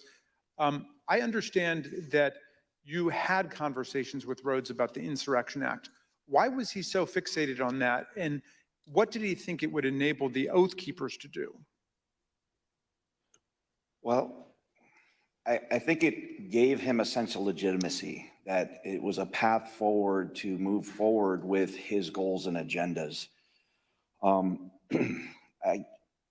I think we need to quit mincing words and just talk about truths. And what it was going to be was an armed revolution. I mean, people died that day. Oh my Law God. enforcement officers died this day. There was a Jeez. gallows set up in front of the Capitol. Yeah. This could have been the spark that started a new civil war, and no one would have won there. That would have been good for no one. He was always looking for ways to legitimize what he was doing, whether by wrapping it in the trappings of it's not a militia, it's a community preparedness team. We're not a militia, we're an educational outreach group. It's a veteran support group. But again, we've got to stop with this dishonesty and the mincing of words and just call things for what they are. You know, he's a militia leader. He had these grand visions of being a paramilitary leader, and the Insurrection Act would have given him a path forward with that. You know, the fact that the president was communicating, whether directly or indirectly, messaging, you know, kind of that gave him the nod. And all I can do is thank the gods that things did not go any worse that day. What did the Oath Keepers see in President Trump? They saw a path forward that would have legitimacy. They saw opportunity, I think, in my opinion, to become a paramilitary force, you know? Last week, the Department of Justice indicated that it has evidence of the Oath Keepers bringing not just firearms, but explosives to Washington ahead of January 6th. And the committee's also learned that Stuart Rhodes stopped to buy weapons on his way to Washington and shipped roughly $7,000 worth of tactical gear to a January 6th rally planner in Virginia before the attack. Did you ever hear Rhodes discuss committing violence against elected political leaders? Yeah, I mean, that went back from the very beginning of my tenure. One of the first assignments that he brought to me, wanting me to do as more of a graphic artist function, was to create a deck of cards. You may remember back to the conflict in the Middle East, where our own military created a deck of cards, which was a who's who of kind of the key players on the other side that they wanted to take out. And Stuart was very intrigued by that notion and influenced by it, I think. And he wanted me to create a deck of cards that would include different politicians, judges, including up to Hillary Clinton as the Queen of Hearts. This is a project that I refused to do. But from the very start, we saw that. There was always the push for military training. I saw this in including Apocalypse Now. There were courses Death cards in that community that went over explosives training. So yeah, this all falls in line. Mr. Van Tatenhove, you say in your very thoughtful written testimony that we received today that you fear what the next election cycle will bring. And you also say that we have been exceedingly lucky in that we have not seen more bloodshed so far. I wonder if you would elaborate on those two statements. I think as far as the luck goes, we've had the potential from Bundy Ranch on. I mean, being boots on the ground at these standoffs, and they were standoffs where there were firearms pointed across lines at federal law enforcement agencies, you know, whatever it may be with that particular standoff. But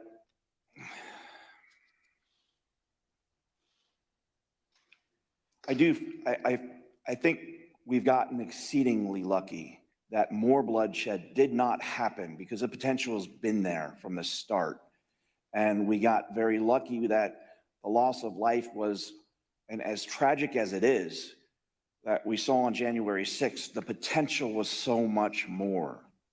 Again, all we have to look at is the iconic images of that day with the gallows set up for Mike Pence, for the Vice President of the United States.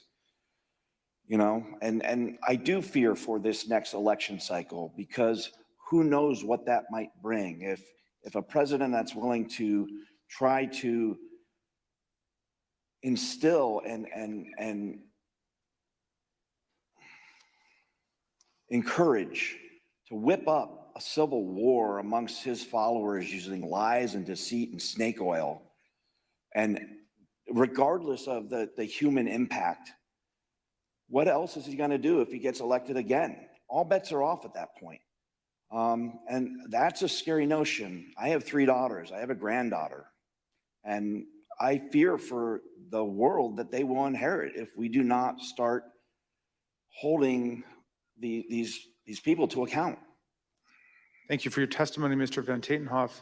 Mr. Ayres, I first want to ask you about what finally caused you to leave on January the 6th. We know that the medieval style combat with our police, the occupation of the building, this was going on for several hours until the president issued at 4:17 a tweet, I believe, that included a video telling people to go home.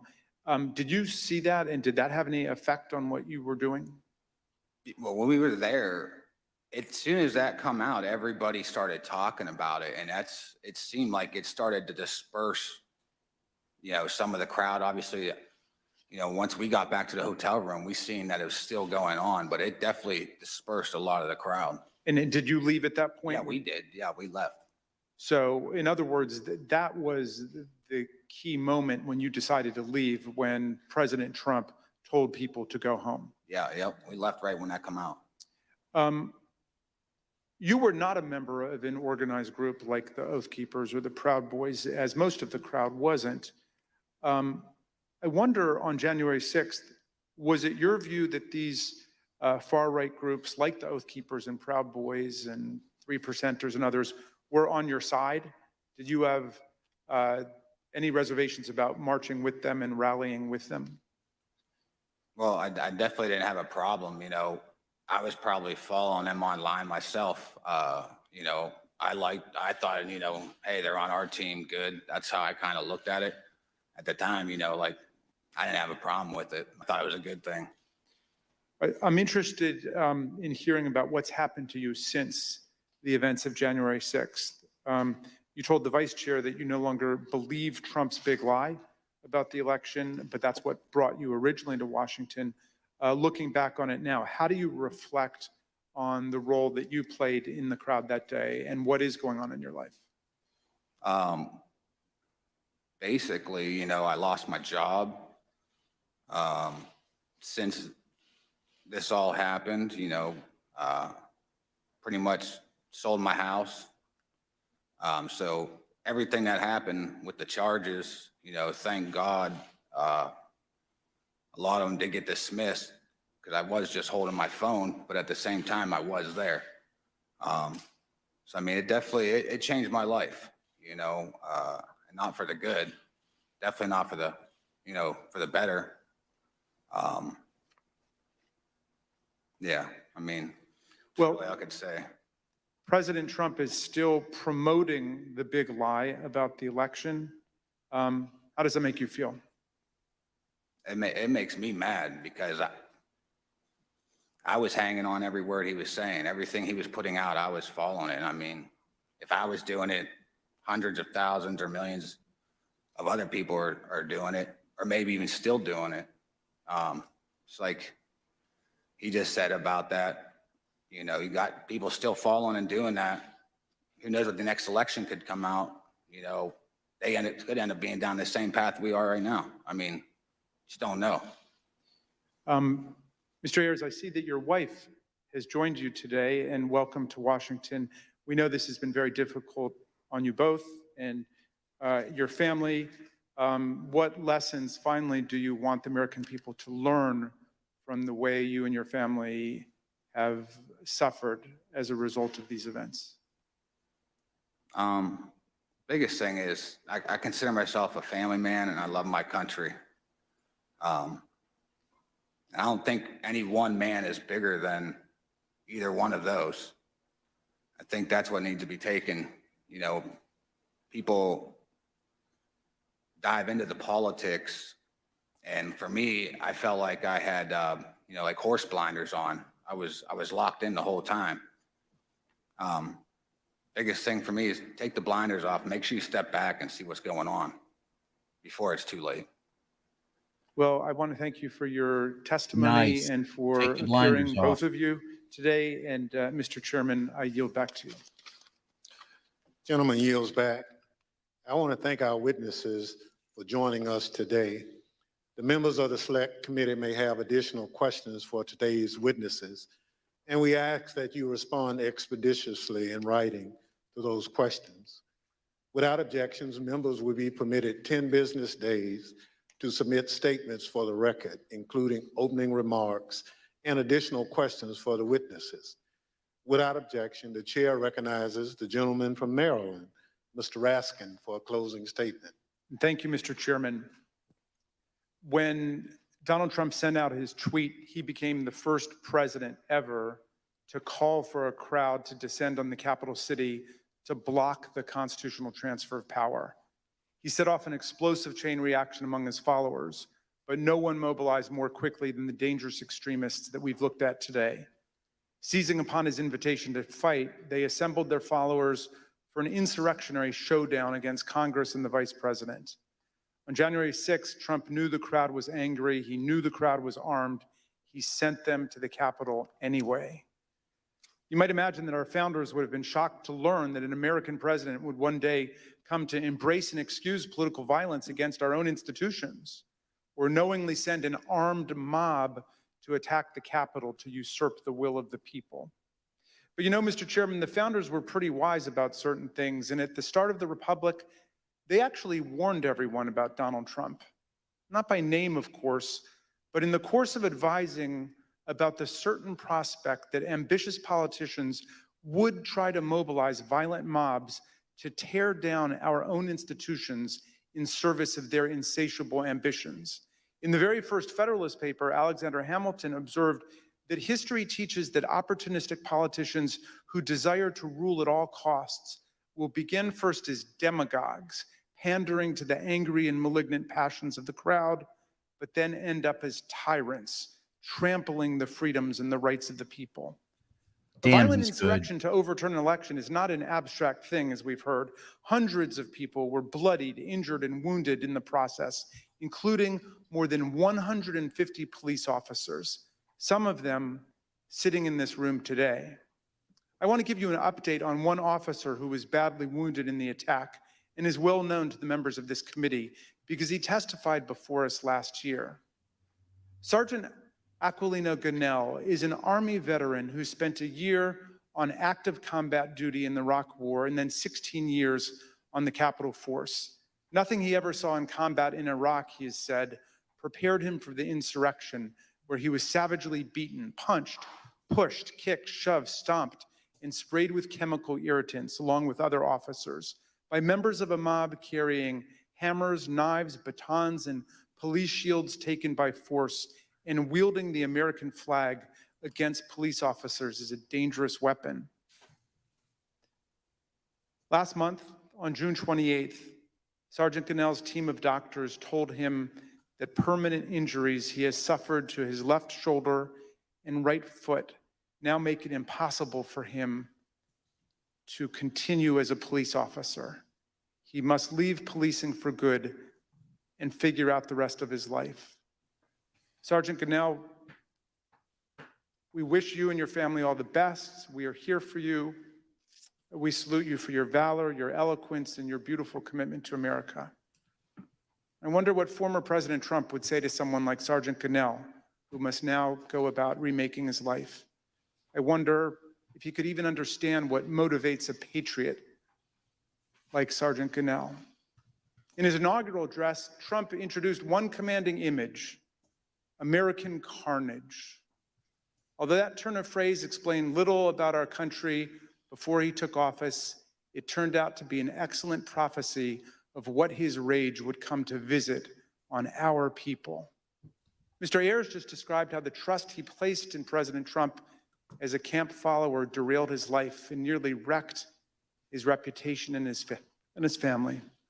A few weeks ago, we heard Shay Moss and her mother, Ruby Freeman, Speaker Rusty Bowers from Arizona, and Georgia Secretary of State Brad Raffensperger describe how hate-filled intimidation campaigns by Trump and his followers made them prisoners in their homes and drove their stress and anxiety to soaring new heights when they refused to do Trump's bidding. American carnage, that's Donald Trump's true legacy. His desire to overthrow the people's election and seize the presidency interrupted the counting of electoral college votes for the first time in American history, nearly toppled the constitutional order, and brutalized hundreds and hundreds of people. The Watergate break-in was like a Cub Scout meeting compared to this assault on our people and our institutions. Mr. Chairman, these hearings have been significant for us and for millions of Americans, and our hearing next week will be a profound moment of reckoning for America. But the crucial thing is the next step. What this committee, what all of us will do to fortify our democracy against coups, political violence, and campaigns to steal elections away from the people. Unlike Mr. Ayres and Mr. Van Tatenhove, people who have recovered and evolved from their descent into the hell of fanaticism, Donald Trump has only expanded his big lie to cover January 6th itself. He asserts the insurrection was the real election, and the election was the real insurrection. He says his mob greeted our police officers on January 6th with hugs and kisses. He threatens to take one of America's two major political parties with him down the road to authoritarianism, and it is Abraham Lincoln's party, no less. The political scientists tell us that authoritarian parties have two essential features in common in history and around the world. They do not accept the results of democratic elections when they lose, and they embrace political violence as legitimate. And the problem of incitement to political violence has only grown more serious in the internet age, as we have just heard. But this is not the problem of one party, it is the problem of the whole country now. American democracy, Mr. Chairman, is a precious inheritance, something rare in the history of the world and even on earth today. Constitutional democracy is the silver frame, as Lincoln put it, upon which the golden apple of freedom rests. We need to defend both our democracy and our freedom with everything we have and declare that this American carnage ends here and now. In a world of resurgent authoritarianism and racism and anti-Semitism, let's all hang tough for American democracy. Thank you, Mr. Chairman. I yield back. Gentleman yields back. Without objection, the chair recognizes the gentlewoman from Florida, Ms. Murphy, for a closing statement. Thank you, Mr. Chairman. At one of our first hearings, Chairman Thompson explained that the members of this committee would not spend much time talking about ourselves. Rather, we would let the evidence play the leading role. And the chairman was right, because this isn't about promoting ourselves as individuals, it's about protecting the country we love. And it's about preserving what actually makes America great: the rule of law, free and fair elections, and the peaceful transfer of power from one elected leader to the next. But if I may say a word about myself and why I'm proud to serve on this committee. I'm the only member of this committee who was not blessed to be born an American. I was born in Vietnam after the Vietnam War, and my family and I fled a communist government and were rescued by the US Navy and were given sanctuary in America. My patriotism is rooted in my gratitude for America's grace and generosity. I love this country. On January 6th, 4 decades after my family fled a place where political power was seized through violence, I was in the United States Capitol, fleeing my fellow Americans. Members of the angry mob had been lied to by a president and the other powerful people who tried to convince them without evidence that the election had been stolen from them.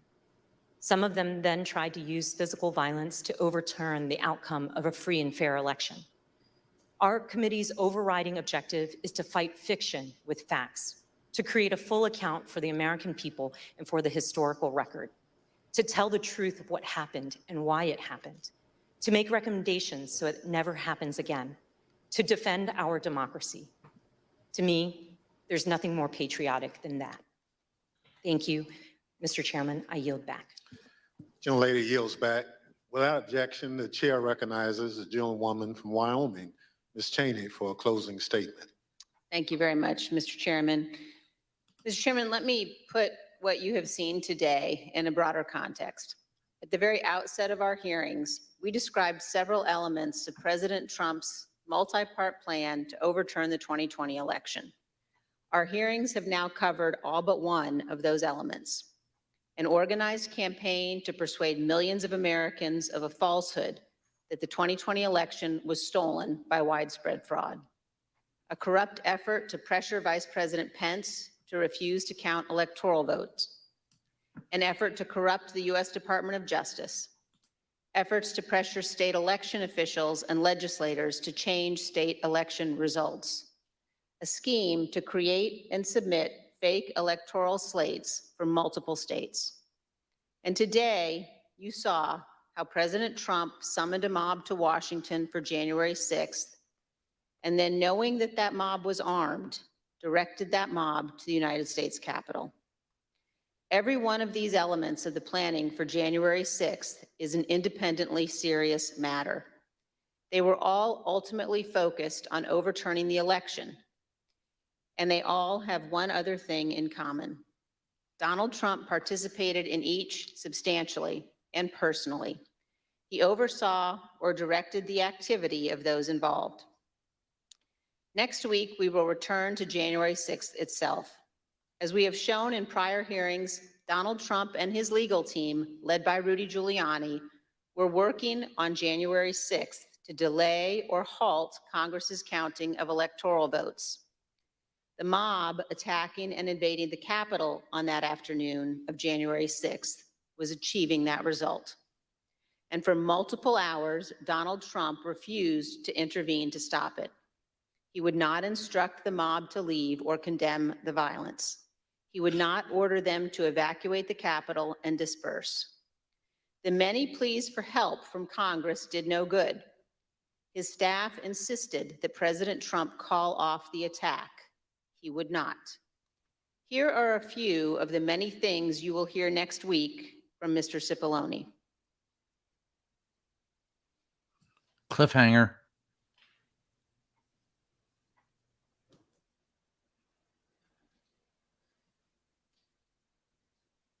Is that right? I was, and others were. So, was it necessary for you to continue to push for a statement directing people to leave all the way through that period of time until it was ultimately issued after? I felt it was my obligation to continue to push for that, and others felt it was their obligation as well. Would it have been possible at any moment for the president to walk down to the podium in the briefing room and talk to the nation at any time between when you first gave him that advice at 2 o'clock and 4:17 when the video statement went out? Would that have been possible? Would it have been possible? Yes. Yes, it would have been possible. We ask And repeatedly. you'll hear that Donald Trump never picked up the phone that day to order his administration to help. This is not ambiguous. He did not call the military. His Secretary of Defense received no order. He did not call his Attorney General. He did not talk to the Department of Homeland Security. Mike Pence did all of those things. Donald Trump did not. We will walk through the events of January 6th next week, minute by minute. And one more item. After our last hearing, President Trump tried to call a witness in our investigation, a witness you have not yet seen in these hearings. That person declined to answer or respond to President Trump's call and instead alerted their lawyer to the call. Their lawyer alerted us, and this committee has supplied that information to the Department of Justice. Let me say one more time, we will take any effort to influence witness testimony very seriously. Bye-bye. Thank you, Mr. Chairman. I yield back. Thank Do you, we know which gentlelady yields witness? back. No. In my opening, I mentioned how we look to our leaders to serve as a fail-safe if people in this country refuse to accept the results of an election. That's part of the way those in positions of public trust uphold their oath, how they show fidelity to the Constitution. In the run-up to January 6th, Donald Trump had an obligation to tell his supporters to accept the results of the election. Instead, he urged them to further along the path toward mob violence. The idea of mob violence makes me think of another sort of fail-safe. All across this country, there are different ideas about what role the federal government should play in our lives. In fact, up here on this dais, there are plenty of different ideas, but there are moments when the institutions of our federal government are the fail-safe.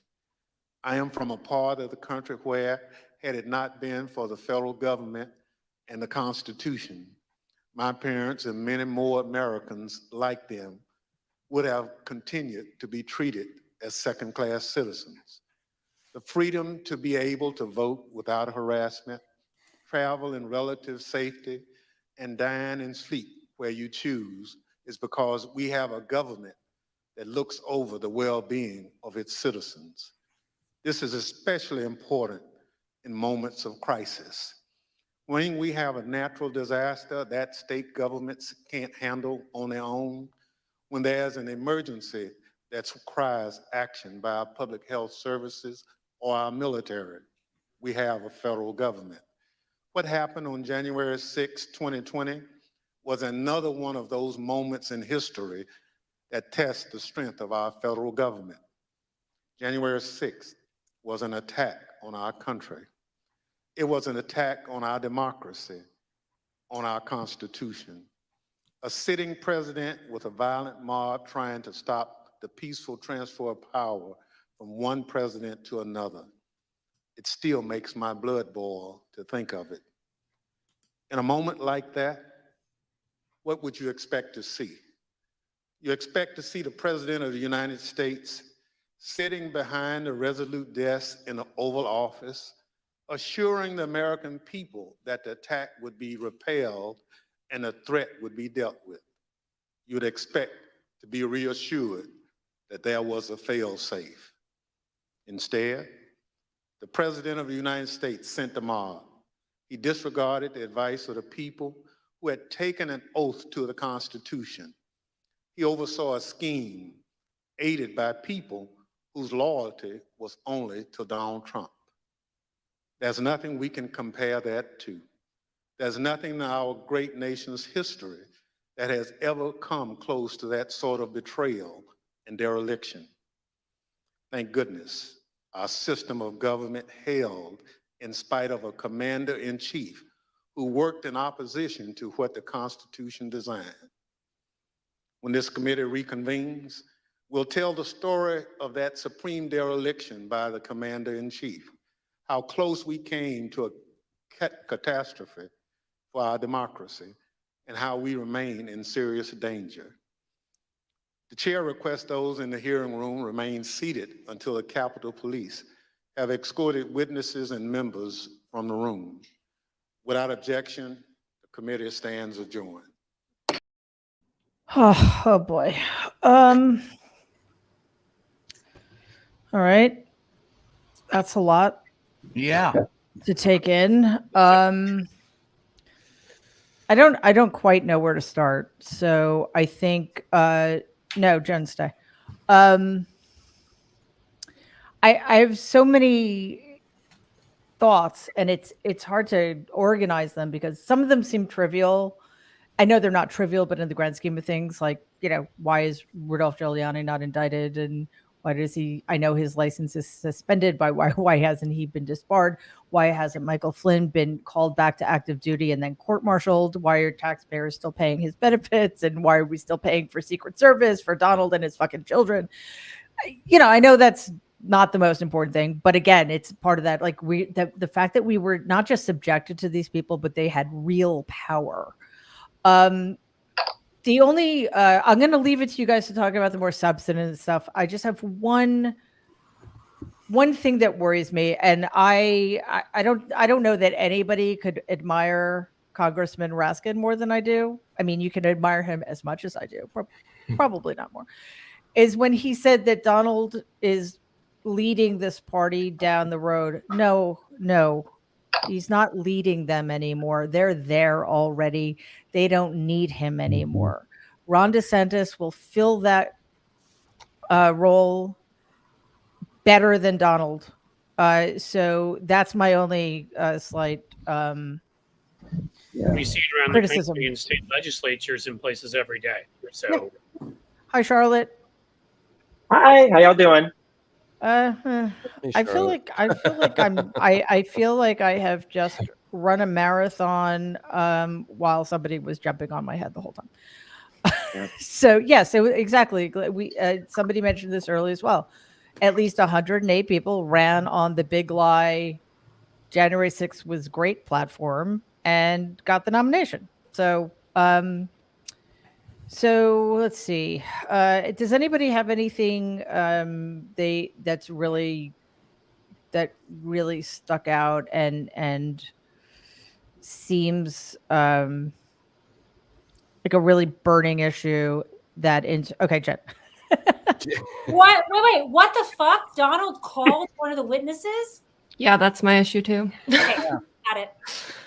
Ooh, I want to know what they turned over to the Justice Department. I can't wait to see where that leads. More importantly than anything else that was said today, that little aside at the end was very interesting as far as the prosecution of Donald Trump, John Eastman, and the other assorted minions go. But today, Norm, it's something that you said. I remember it kind of gave me PTSD going back to the day of the insurrection and standing there and listening to these people, and then seeing the one guy here today. The thing that stood out more to me than anything else was seeing, a typical Trumper show up and go, if he had just tweeted out, go home at 1:30, we wouldn't be doing this. I mean, that's and he knew that, Brian. He knew well aware of the power he wielded. Damn straight, and without a doubt, it's. I mean, everything was said today. I think they tied up a lot of loose ends and showed exactly how the roadmap leads to Donald Trump. And you can say, well, you don't have a smoking gun, but everything's a smoking gun in this. I mean, all of it cumulatively added together is the smoking gun that you need to show that Donald Trump led this insurrection, was happy about it, took it to its full extent, and as Jamie Raskin said, was the epitome and the highlight of his power. That mob there was the highlight and pinnacle of Donald Trump's power, trying to retain control of a presidency he legitimately lost. He could never accept it.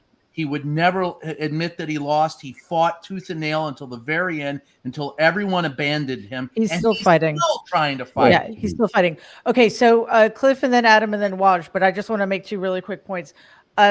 Yes, I've said this many times. I'm sure you all agree and have also said it. When that was happening at the Capitol, Donald was ecstatic. Oh, yeah. It is probably one of the few times in his life he's been genuinely happy. We learned at the last hearing, and it seems like there's not going to be a hearing on Thursday, that it's going to be next week, that there was witness tampering, but through intermediaries. The fact that Donald allegedly reached out to somebody directly shows me two things. One, he's fucking terrified. Hallelujah. And two, he is misjudging how much influence he still has with people. So that's especially with the DOJ. Right. Okay, Cliff, go ahead. I mean, you talked about this stuff with Donald, with, I always say Trump, but I'll say Donald to you. Please, it's Donald. He whatever. hates it. I mean, look, obviously they've made those connections and taken this further about how he incited them. So I won't go into that. What really, I guess, terrifies me and upsets me and sort of makes me worry for the future, and you could see that today, is how susceptible people are, regular people, to this kind of thing. And the two folks that were sitting there, obviously, it's like they look like they come out of a coma now, and they're sort of like, oh, we're no longer completely brainwashed. One guy's thought, well, maybe kind of the election wasn't perfect, but I'll just say, as someone who is a writer and has an author and whatever, and obviously is a huge believer in the First Amendment, we're going to have to grapple with this. And I don't know, what the answer is, but the virus that was contained in Germany and places like that, it's airborne now. People are recruiting. Sorry, I stole that from the movie "The Sum of All Fears," by the way, just so you know. I'd heard that before. Yeah, and it's true. It's like the Nazi guy in Germany says, where we failed under Hitler, we can now be correct because with TV, cable, internet, and that was 20 years ago. Think of where we are now with social media. We're going to have to figure this out because I don't want to sound like whatever, but there are a lot of people out there, some of them who are well-educated, but a lot of people who aren't well-educated, who are very easily manipulated by these people. And as Mary brought up, you got DeSantis next and a million others in line if Donald's gone who are willing to do the same thing. And, this needs to worry all of us because, again, they don't need to assemble their foot soldiers, in some sort of on some battlefield. They can do it via social media and convince enough people to overthrow our democracy. And it may not even, last thing I'll say is it doesn't even have to be them. It can be Vladimir Putin or Erdogan or whoever else. We're going to have to figure this shit out. We really are. Yeah. And I just, to that end, this might be a conversation for another time, but what one thing we need to get our heads around and deal with is the fact that it's so much easier to manipulate people to go to the dark side. Just watch your Star Wars. Adam. I'm shocked that Ivanka is a liar. I am so shocked. Why is she not in handcuffs for perjury? I would love to know if Trump was watching and asked if he's not an impressionable child, then why is he wearing diapers? And I think the third thing is I think that this was less shocking than the last one, but it was more for all of us and everyone out there that has felt sort of crazy over the last year. It's nice to see the story come together. And I think the way that they cut up the video clips was super helpful because they just sort of, fed off of each other and it painted the picture that we've all sort of been wondering about.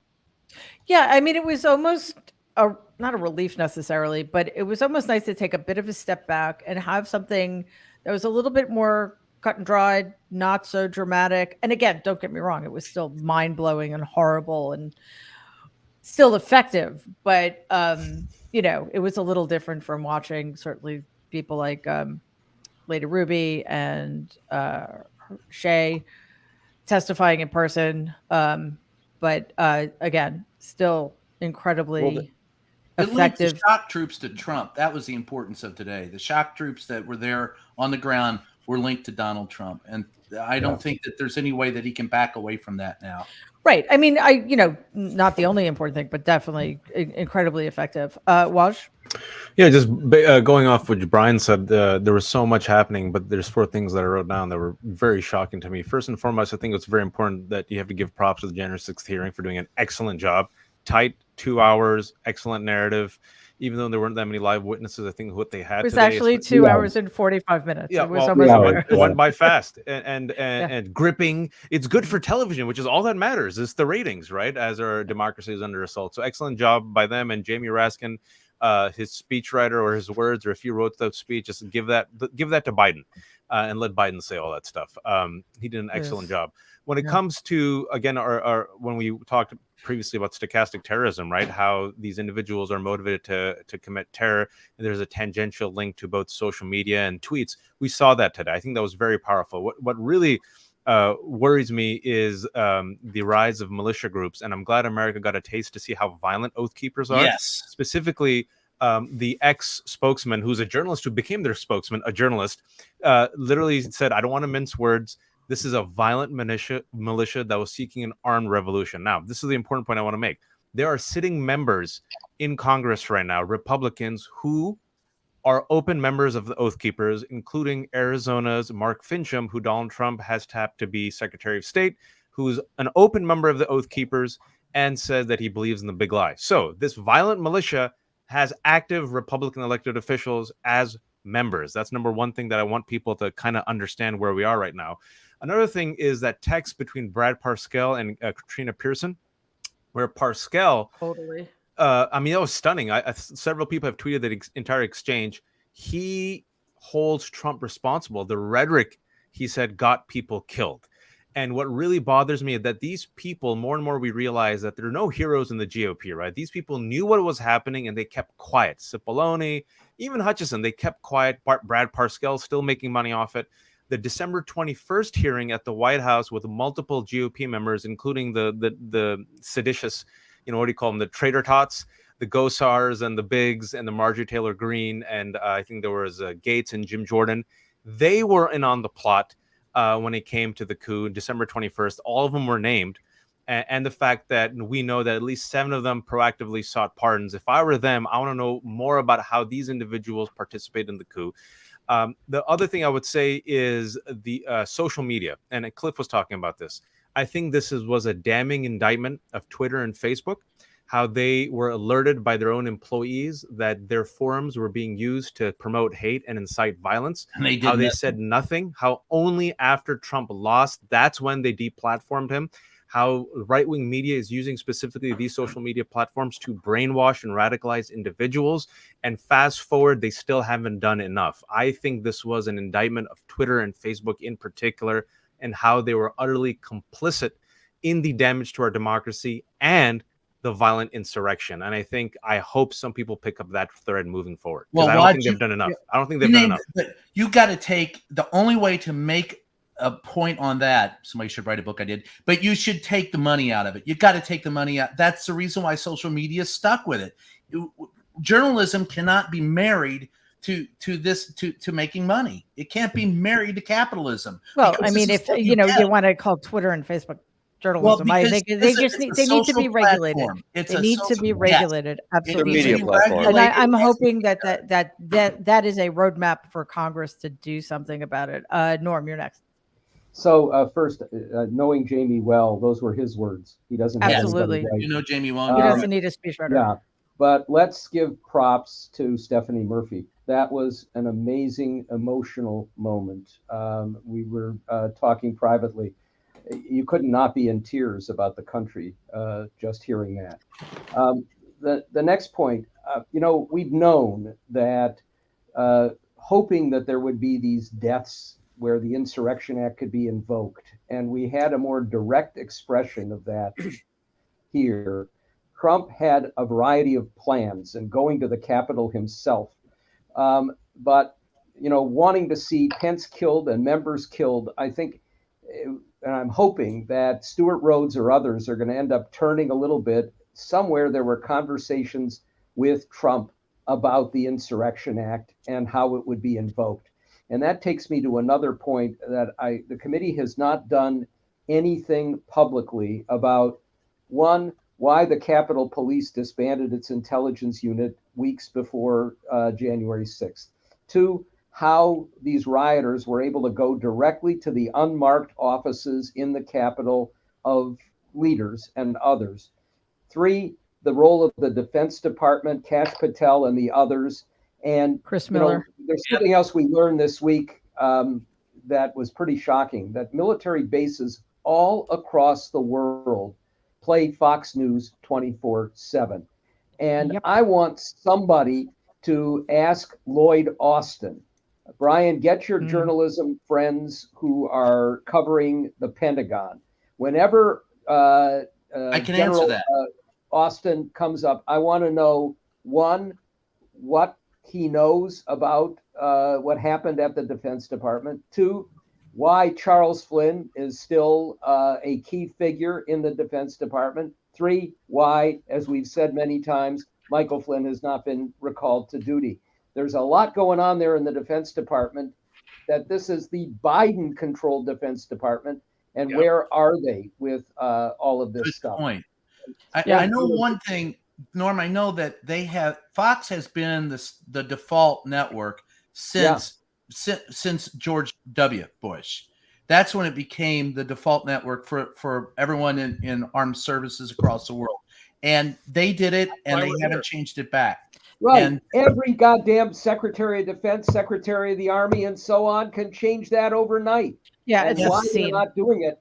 And because we know that if you invoke the Insurrection Act, we got a large share of the military that's going to go along with it and do it eagerly. It's not just the brown shirts. Yeah. Take a look at Mike Flynn. And plenty of the police. And just excellent point.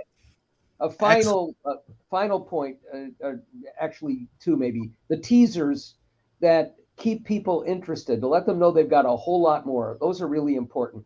I just wish that witness who we do not know, who got the call from Trump, had taken the call and recorded it.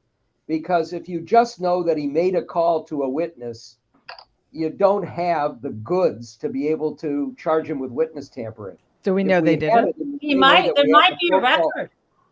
There might be. You know, if we had the same thing as we had with Brad Raffensperger, having Trump say, I just need to find 11,970 votes, then, you know, he could be charged immediately with witness tampering. But Norm, do we know that there is not a recording?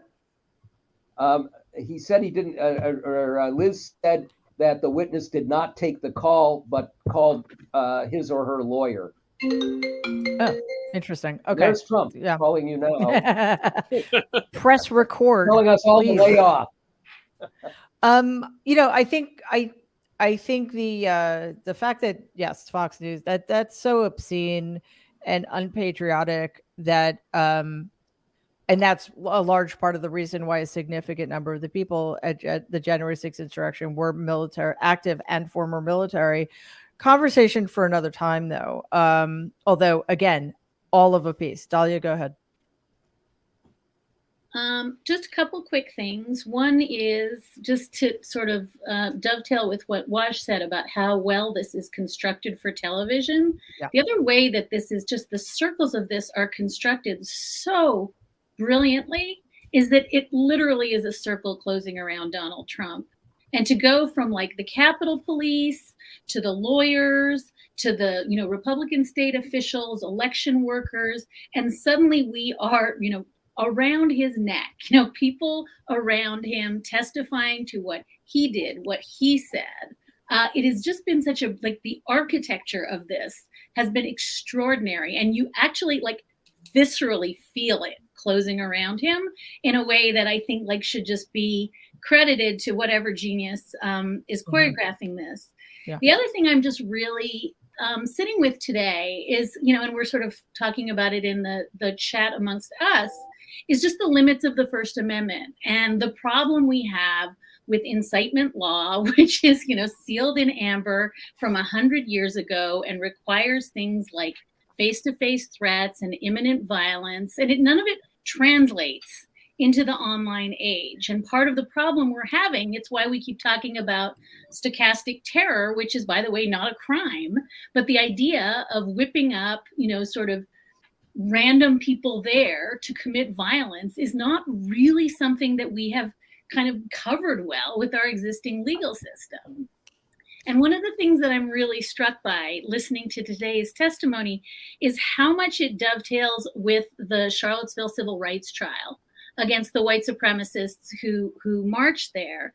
And the most interesting testimony from that trial, which I think to this day is one of the most sort of underrated trials, like we should all be studying it as a casebook of radicalization and white supremacy, was the testimony of this guy, Pete Simi, who is an associate professor of sociology at Chapman, who testified and actually submitted a 63-page report about how white supremacists talk to one another and how they use social media to kind of walk on that seam between direct incitement to violence and then all the winking, nodding, comic hilarity that they use in order to insulate themselves from liability. So folks should read that report because it, I think, profoundly influencing to the Charlottesville jury as it is to sort of my way of thinking about the tricks that you see here. And one of the things that he said over and over again at trial is that you're not going to see them say the stuff that you say when you are the sort of like in the Star Wars bar scene of white supremacists. But what they are doing every single, that's Orrin Siegel from the ADL, that was his line. I think that what you are seeing is a language that both immunizes them and also normalizes violence, normalizes constant violence. That's the seam that we really saw today. The very last thing I want to say, because a bunch of us say this at every time we do one of these sessions, this is a dry run. It's going to happen again. It's not going to be with clowns. And I think it's so important that that was in the mouth of Jason Van Tatenhove today, that the person who warned us, this is coming again, it's coming for his kids and his grandchildren, is the guy who was an oath keeper. Because nobody believes it when Norm says it and when I say it, but when a guy who's an oath keeper says this was a dry run for doing it with white shoe lawyers using the Moore case in North Carolina, when that guy says it, I think people can hear it. Yeah, absolutely. That was incredibly powerful. It was also seemed extremely intelligent, which I have to admit is also unnerving, because I'd like to think that all of our budding fascists are idiots, but they're not. The other guy went to Only Yale the Law ones in School. Congress. Sorry? Only the ones in Congress. Right.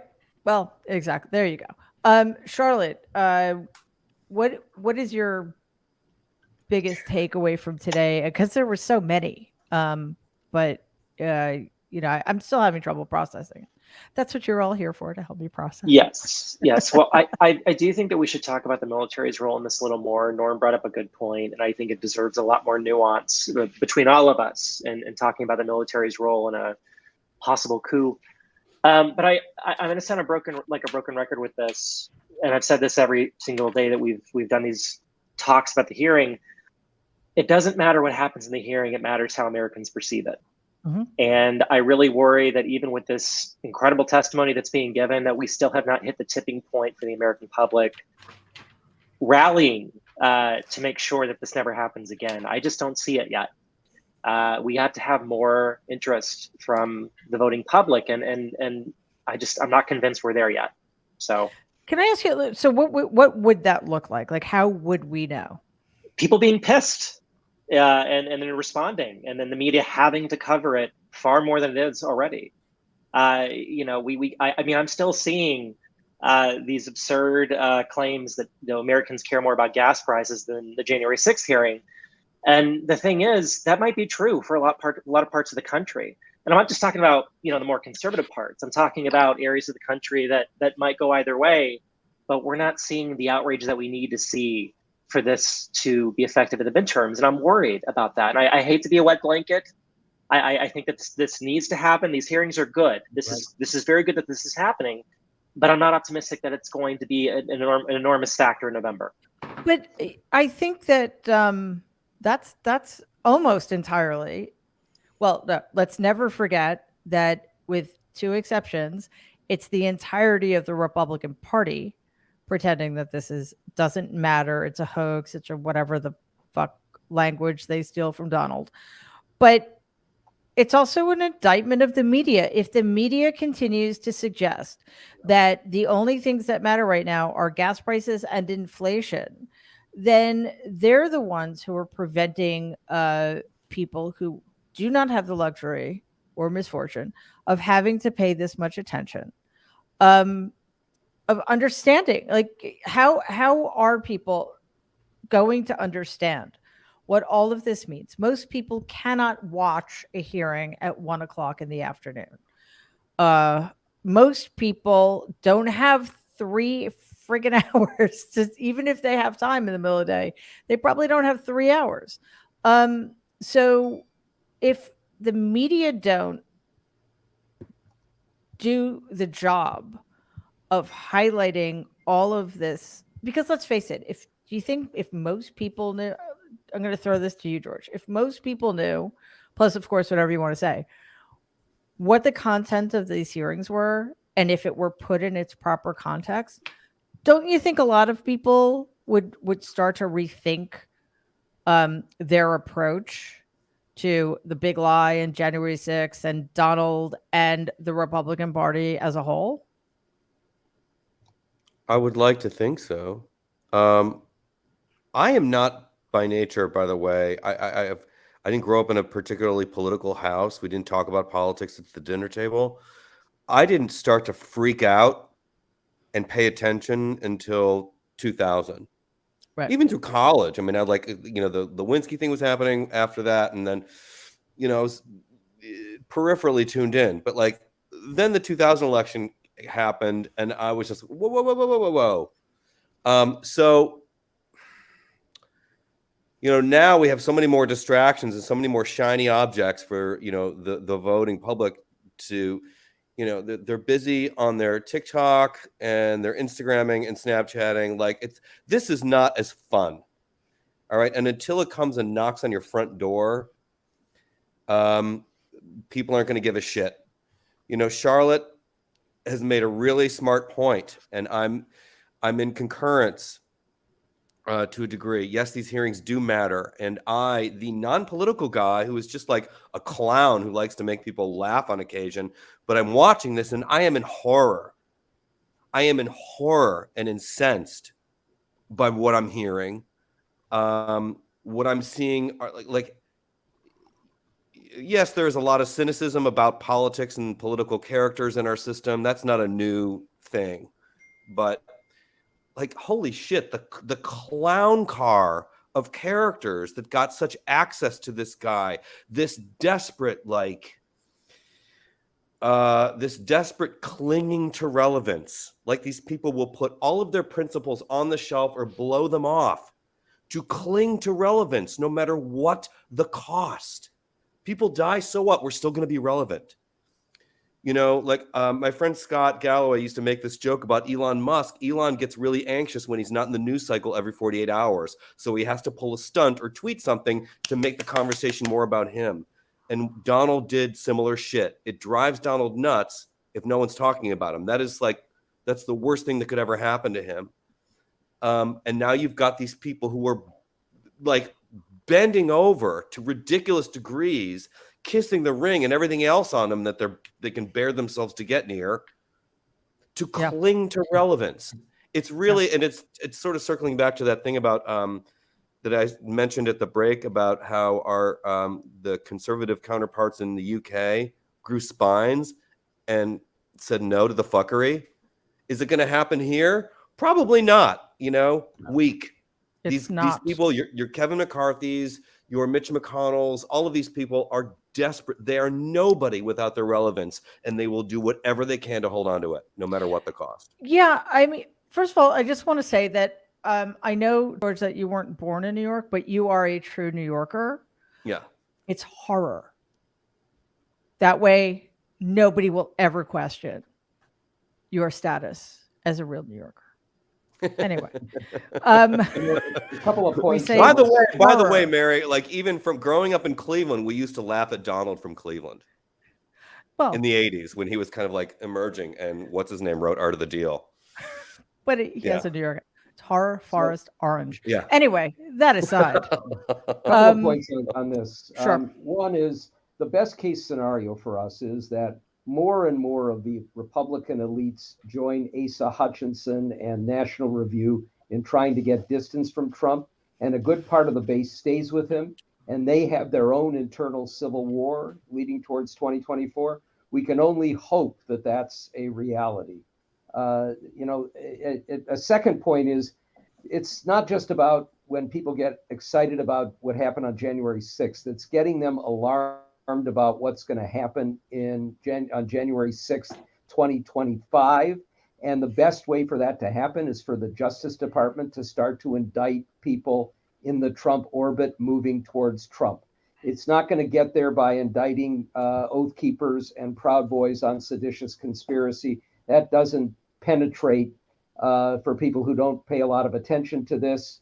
But if you indict somebody at a higher up level, it'll make a difference. And if I were the Justice Department, by the way, I'd go to Mo Brooks right now, who was stabbed in the chest by Trump after everything that he did, who was present in that meeting with Trump and all those other members of Congress, and get direct testimony about what was covered in that meeting. And wearing a bulletproof vest at the last Ad-libbed. interview, he seemed pissed too. I don't know if you saw that newspaper interview. He was saying how Trump had no loyalty, which I laughed at. Like, wow, he just does in his brochure. So I mean, that actually, he's somebody who seemed angry enough that maybe. But that's not. But according to the New York Times, our Justice Department goes from the bottom up, and they follow crime, they prosecute crime, not people. So they're just waiting. They're just waiting until someone says they spoke with Trump or spoke with Mo Brooks. They're not gonna, Trump, Donald Trump. Who's that guy? Is he involved? No, in but like, it? I don't yeah, know. That's I what love they're what fucking doing. I appreciate what Norm brought up about, I need a fancy person with a known name to do a perp walk. Not just one, I need a few. Not these exactly. no-namers that we don't know or give a shit about them. I mean, we do give a shit because they cause damage, but like I need a name. I need names, and by names I mean like Because names all we the know. media will have to cover that too. I mean, Thank that you. will be I need bad. and I want a perp walk. Of I course, want several. But right, exactly. It has to be several, and George alluded to this in terms of how far back we go. Norm has been talking, and other people have been talking about the future of this. And first of all, I just think, as a quick aside, we need to do our own version of these hearings on TikTok, and maybe that'll, I don't know, move the needle a little bit. But Adam and Allie, you pick whichever one of you wants to jump in first. Yes, we're going to practice our TikTok. Actually, Allie can help us with that because she's Gen Z. Just barely. Just barely, but close enough. This did start, I think it started decades ago, but the first, the most egregious example of a Supreme Court willing to steal an election was 2000. And this is absolutely what they're planning for the future. I don't think we have until January 6, 2025. I think we have until November 2022 because of voter suppression and voter subversion. And, Adam and Ellie, you guys and I talk about this all the time. We need people to be held accountable, not just Donald, not just people in his inner circle, but the Mo Brooks and the Biggs and the Greens, etc., to help people understand that this is the whole party, right? Yes. Yeah, absolutely. And I was just thinking back to, I think, it was Cheney who said it in the beginning, how he's a 76-year-old man, not an impressionable child. And it's He's like, both, there's actually, so but- many. Yeah, no, he is both. But it's like, you could say the same thing for Mitch McConnell and for Marco Rubio and Ted Cruz and all those same people, because they all knew better. They didn't say anything. They still haven't really. And you can see that a lot of the party is kind of starting to move away from him and not talk about him. You saw it in Virginia with Glenn Youngkin, and I've seen it with Ron DeSantis, and they're just trying to mention him less and less slowly. And I just think we can't allow them to get away with that. The time to speak up is not even now. It was in November of 2020. That was when people would have listened. And if everyone had come out like uniformly and said, this is ridiculous, this is ludicrous, you wouldn't see these people who were just ordinary family men getting arrested, because they would have known right then, all these people are saying the same thing, I better listen up.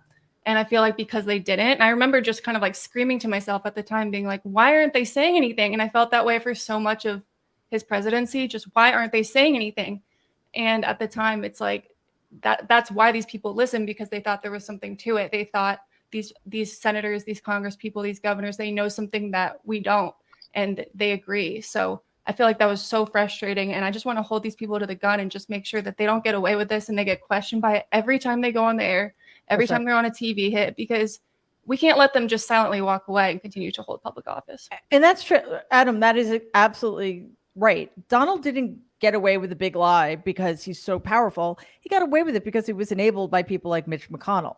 He didn't get away with January 6th to the extent that he has so far because he's a strategic genius. He got away with it because people like Mitch McConnell and Kevin McCarthy completely changed their tune about what happened on that day. Yeah, and I think probably everyone on here has been saying for years that Trumpism is here to stay. It's not going anywhere. We wish it was Merry Trumpism. It's not. If you look at the Sunday shows, you had Youngkin, who basically, is Donald Trump in a vest in Virginia and doing all the same stuff, just doesn't want to talk about him, but will gladly, take the reign. He's already been up in New York, fundraising and talking about 2024. He can't even run for re-election. So it's all been said, but it's not going anywhere. It's just, the question is that I think there's going to be a fight to take over that whole crowd. Yes, indeed. And that again is why I think, as Charlotte said, these hearings are important in and of themselves, regardless of what impact they have. This is for history. But in order for them to be for the preservation of American democracy, such as it is, we need to have the Democratic Party amplifying what's going on and taking their cue, and the American media to stop this bullshit that, you know, both sides and the economy is the only thing that matters. So, you know, somebody asked me recently about, you know, there's this nonsense about, you know, things will be, if the DOJ does go after Donald legitimately, it would be terrible. There will be blood in the streets, blah, blah, blah. And, you know, what about if he isn't indicted? And like, it's going to be terrible either way. But if he's not indicted, that hastens the end of American democracy. If he is indicted, will there potentially be violence because, you know, the other side has 390 million guns? Possibly, because they've been emboldened and radicalized, but that is our only chance of saving American democracy. So Norm, what are your thoughts about that? And then, you know, we should wrap up because I've had you here for, it seems like 7 years. But I appreciate your time, but you know, today was so important. And I'm just curious to what your final thoughts are, starting with Norm. I have to say I was fuming when Chuck Todd, not surprisingly, you know, said, well, it would damage the country if he were charged or indicted. And we all agree. The worst possible case is that he gets away with this unscathed, because it means that not just Trump, Donald Trump, Ron DeSantis, Josh Hawley, Ted Cruz, Tom Cotton, Kristi Noem, whoever gets the nomination, if that person becomes president, God help us, the worst will be yet to come. Absolutely. So he has to be charged. And I do think these hearings have to provide some sort of nudge to the Justice Department to move in a slightly different way, or at least more quickly. We've already seen that with all these stories that they were shaken by Cassidy Hutchinson, although it is a pretty shocking indictment of the Justice Department that they were shocked by this. But these hearings have to move in that direction, and we have to get, as George said, a prominent figure taking that perp walk. We have to get somebody who will cause that shock level and get Donald to overreact yet again and possibly indict himself further along the way. And it has to happen soon. It has to happen soon. Yeah, totally agree. Waj? Yeah, what I'll say is it's important for posterity that this happens. It's important for enough people to care about the rule of law, and I think people are paying attention. But as Norm said, you need the DOJ to finally strike. I think in Fulton County, like we said, follow that. We've talked about this before, and finally you're seeing Fannie Wilson move on that, because I think they have Trump dead to rights on the phone call tape with Brad Raffensperger about find the votes. And Lindsey Graham is also saying he's going to defy, but he's also going to get stuck. And I think more and more people are going to turn on Trump. What I also think, and I hate saying this, because I mean, got to be political about it, but now the fact that there's an opening, I think the person who was really happy today was Ron DeSantis. And I expect DeSantis versus Trump versus Youngkin, let them eat each other alive, hopefully depresses a little bit of the base. Absolutely. The narrative that needs to be created as a result of these hearings is this consistent narrative where Democrats openly use the word authoritarian, extremist, and dangerous to freedom and democracy. And fascism. You have to say that the entire GOP, the entire Republican Party wants to take away your freedom, starting from Trump in January 6th. Look what happened with abortion rights. Yes. And you continue with that narrative, and what you've seen in the past 3 weeks, even the last 2 weeks of Roe v. Wade, this shift where a lot of moderate suburban women, independents are like, whoa, this is too much. You have to go in and create this narrative, just like they created this bullshit narrative against Clinton in 2016 that she was corrupt, completely manufactured. But when it came down to elections, it motivated enough people to say, both sides are corrupt. If you continue with this thread that the GOP is an extremist, authoritarian, fascist movement that is against our freedom, anchor it with abortion rights, and anchor it with the January 6th violent insurrection, with more and more data coming out, play that narrative out for the next 2 years, Democrats will have a chance. I think they'll have a chance to take the Senate. I think let's see what the House in 2024, let's see. But you need pressure. And I'll end on this point, is that oftentimes when we were pressuring the Biden administration, once the Supreme Court, this rogue Supreme Court came out against Roe, we said, why didn't you have more? You had this, like 40 years, you had a head start. Literally, you had a month's head start. You knew what was coming down the pipeline.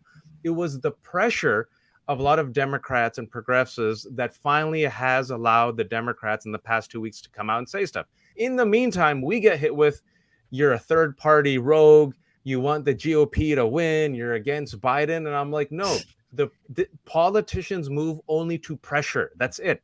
So it's your job, for those who are listening, to use your pressure at a local level to make these Democrats move this country in the direction where it needs to go. Because it's not just about getting enough Democrats. We don't need another mansion.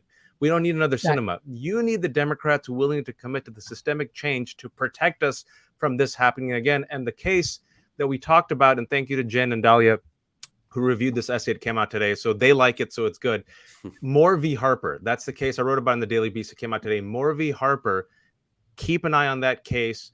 That's the case where the right-wing rogues in the Supreme Court could literally put a capstone on the coup and say that the state legislatures can do what they want. And if 2024 happens and that case goes against us, that means that even if Democrats win the 2024 election, the state legislatures can implement the Eastman coup and give it to Republicans. Right, which is yet another reason 2022 is so incredibly mind-blowingly important. Cliff? Oops, sorry. Are we doing our sort of final round? Yes, we are. I'm just going to go the way I went before. I mean, I think the kind of the modern age and how we handle social media going forward is going to be hugely important. Stepping up and regulating. Wow, actually, maybe sort of thinking about how monopolies aren't a good thing, especially in media, is really important. I thought I gave that like sum of all fears quote before, but I was thinking of giving the other real one too that kind of I thought of, when we saw this, which this what came from a worse character, not a movie character, a guy named Hermann Göring. You've probably all heard of him. The people can always be brought to the bidding of the leaders. That is easy. All you have to do is tell them that they're being attacked and denounce the peacemakers for lack of patriotism and exposing the country to danger. It works the same in any country. And that's the thing. It does. But it used to be they had to do it in speeches, and it used to be they had to do it with leaflets. And now we can do it on social media. And now it could be coming from Putin's forces. And I'm just saying, like, again, I don't mean to repeat myself. When you think of how easy it is and how these guys were manipulated to where they are, like, we've got a really dangerous future coming. Trump could be thrown to the side. As you've said, we need to indict the entire Republican Party. But we still also need to figure out how we're going to stop these people's minds from being infected by this virus, because that's what it is in the end. Yeah, and that's one of the things that is coming. Not that we didn't know this before, but one of the things that's coming out of these hearings is just how universal the rot is, how many of our systems are affected, and how much work we have to do, even though we're all really tired. Allie, final thoughts? I mean, basically what I just said is that we got to hold all of them to the fire and just keep pressing Republicans on this issue, because I do feel like they're starting to slowly move away from talking about it. And I also feel that at this point in time, half of the party is like moving on from Trump. This is my personal opinion. And I was a Trump supporter back in the day. So this is where I get my perspective from, is that a lot of people are moving away. And then there's the other half that are ride or dies for him. So whether he gets indicted or not, I feel like half of them will think it's a witch hunt, and the other half will say, well, this other candidate over here isn't like him, isn't him. So I'm going to support them anyway. And it's like, we have to be like, this party is Trump. Trump is the party. And we're going to reject all of it. Absolutely. George? Oh my gosh, off guard. I was just so trying not to planning keep you on on your it. toes. Just, My goodness gracious. Final thoughts. final thoughts. This Just has for been today, so enlightening, obviously. and right, and just for today. This is so enlightening. I mean, hearing everybody else's voices here, I learned so much from these, by the way. So thank you all for that. That's why we're here. And it is why we're here. Not just to educate. Yeah. For you and me, yes. Yeah. And I am more motivated than ever. I am so turned on at the prospect of voting this November. And I'm trying to mobilize my following. I've been doing it for the past couple of weeks every day to just get everybody in, like, let's make sure all our voting gear is in, like, is your ID ready? Do you have your registration? Do the addresses match? Don't give them any reason at the election site to give you any fuckery. Like, let's make sure, like, look at it now. Is your driver's license expired? Like, just get it all together. Yeah. Don't give them a reason, basically, and get everybody to vote. We need a turnout, unlike any we've ever had. And I'm just trying to sort of do my little part to make that sexier and more fun than ever. So we'll see. Yeah. And that's something I want to talk to all of you about somewhere down the road, like this whole idea that, I voted already. Well, okay. Democracy is a process, and this is a fundamental right we have that we need to continue to exercise. Adam, last thoughts?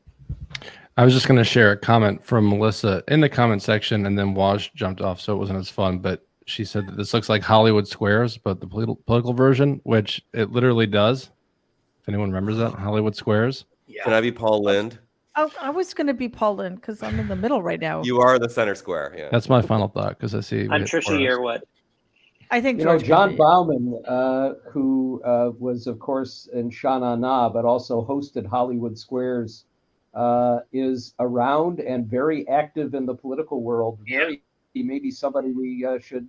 That would be a blast. I've actually worked with him on a project or two. Big progressive activist. Can come on like one of the strategy sessions. Cool, that would be so much fun. Okay, cool. I will take that under advisement. No, I won't. No, that was so give me his contact information. That would be hysterical. Charlotte, wrap up. Yeah, really quickly. Democrats, we're not winning the national conversation. And this is all moot if we get to November and GOP gets control of both chambers and is able to just obstruct any further investigation. We are not winning the national conversation. And if the Democratic Party doesn't get its head out of its ass and have a united front on January 6th, just pushing out ads, making the conversation about their corruption and their lack of good faith in the government process, we lose. That's all I got.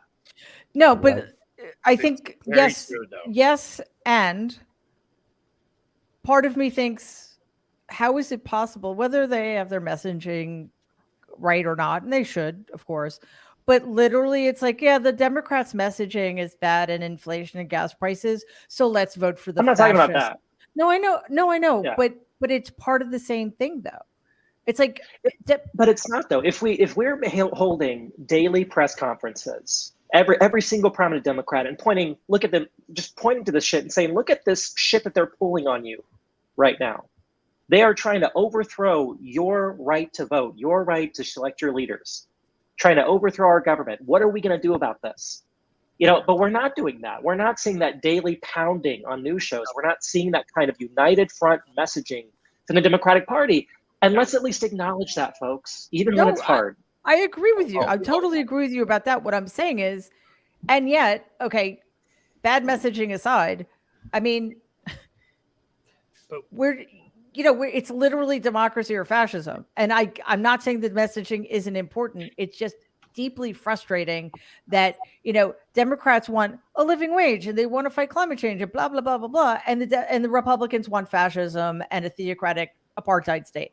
So gas prices are high. Let's go with the fascism. That's the part that just blows my mind. And I know it's not that simple. The worst part is if I don't mean to cut you off, but if they can keep pushing out the inflation message and the gas prices message, and of course they just send out crap about, Joe Biden still hasn't been to the border, and you're seeing in regular conversations, which I do when I walk around, I live in Cincinnati, that people are talking about that shit because we're not doing what Charlotte was saying. We're not out there every day disqualifying the fucking Republican Party because they're doing, it's not just January 6th. We're not talking. It's the Supreme Court.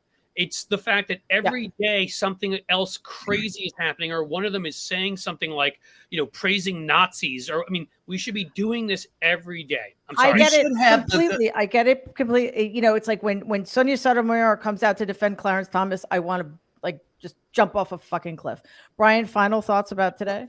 Well, on what Cliff and you were saying, final thoughts is if you want to make change, not Cliff Schechter, just a cliff. That cliff.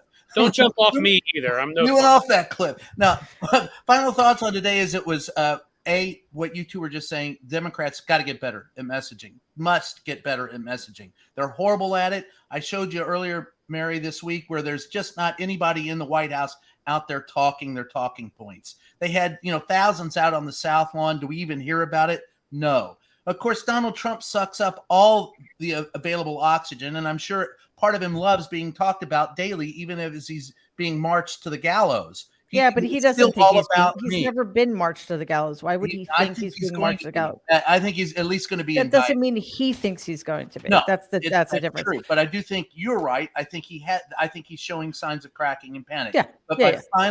My final thoughts out of today was it was low key compared to others, but it brought in key people to show how they were influenced by Donald Trump. And it used Donald Trump's own words and the words of the people in his administration to show the linkage that he had. And as Liz Cheney said at the beginning, when she said, look, he thinks he can get out of this by saying he was given bad advice. No, he's ultimately responsible for what he did. He knows what he did. It's proof. There's proof out there that he knew that this was a lie, that he continued to take us over the cliff's edge. And by God, today the people showed how they fell for it. So it's from top to bottom. These 7 hearings have stitched together a very good narrative. And Jamie Raskin, whom I've known for 20 years, is a great storyteller. And he told a great story today and put it in a narrative format from which we all can benefit. And if the Democrats do not start using these hearings as talking points, and if the DOJ does not take this and turn this into legitimate charges, I'm going to be deeply, deeply disturbed by this because it's such an obvious thing. Disturbed. I mean, it's over if that doesn't happen. It's absolutely over. So in terms of like the communication, just quickly, who do we talk to about this? I don't know. Jen, I think Ron Klain is the guy that's got to hear it. It was a rhetorical question. Oh, I'm sorry. That's okay. Ron Klain is the guy. It's not rhetorical. I don't know him. Jen, go ahead. I got two things. I got my hearing and then what we do as a party.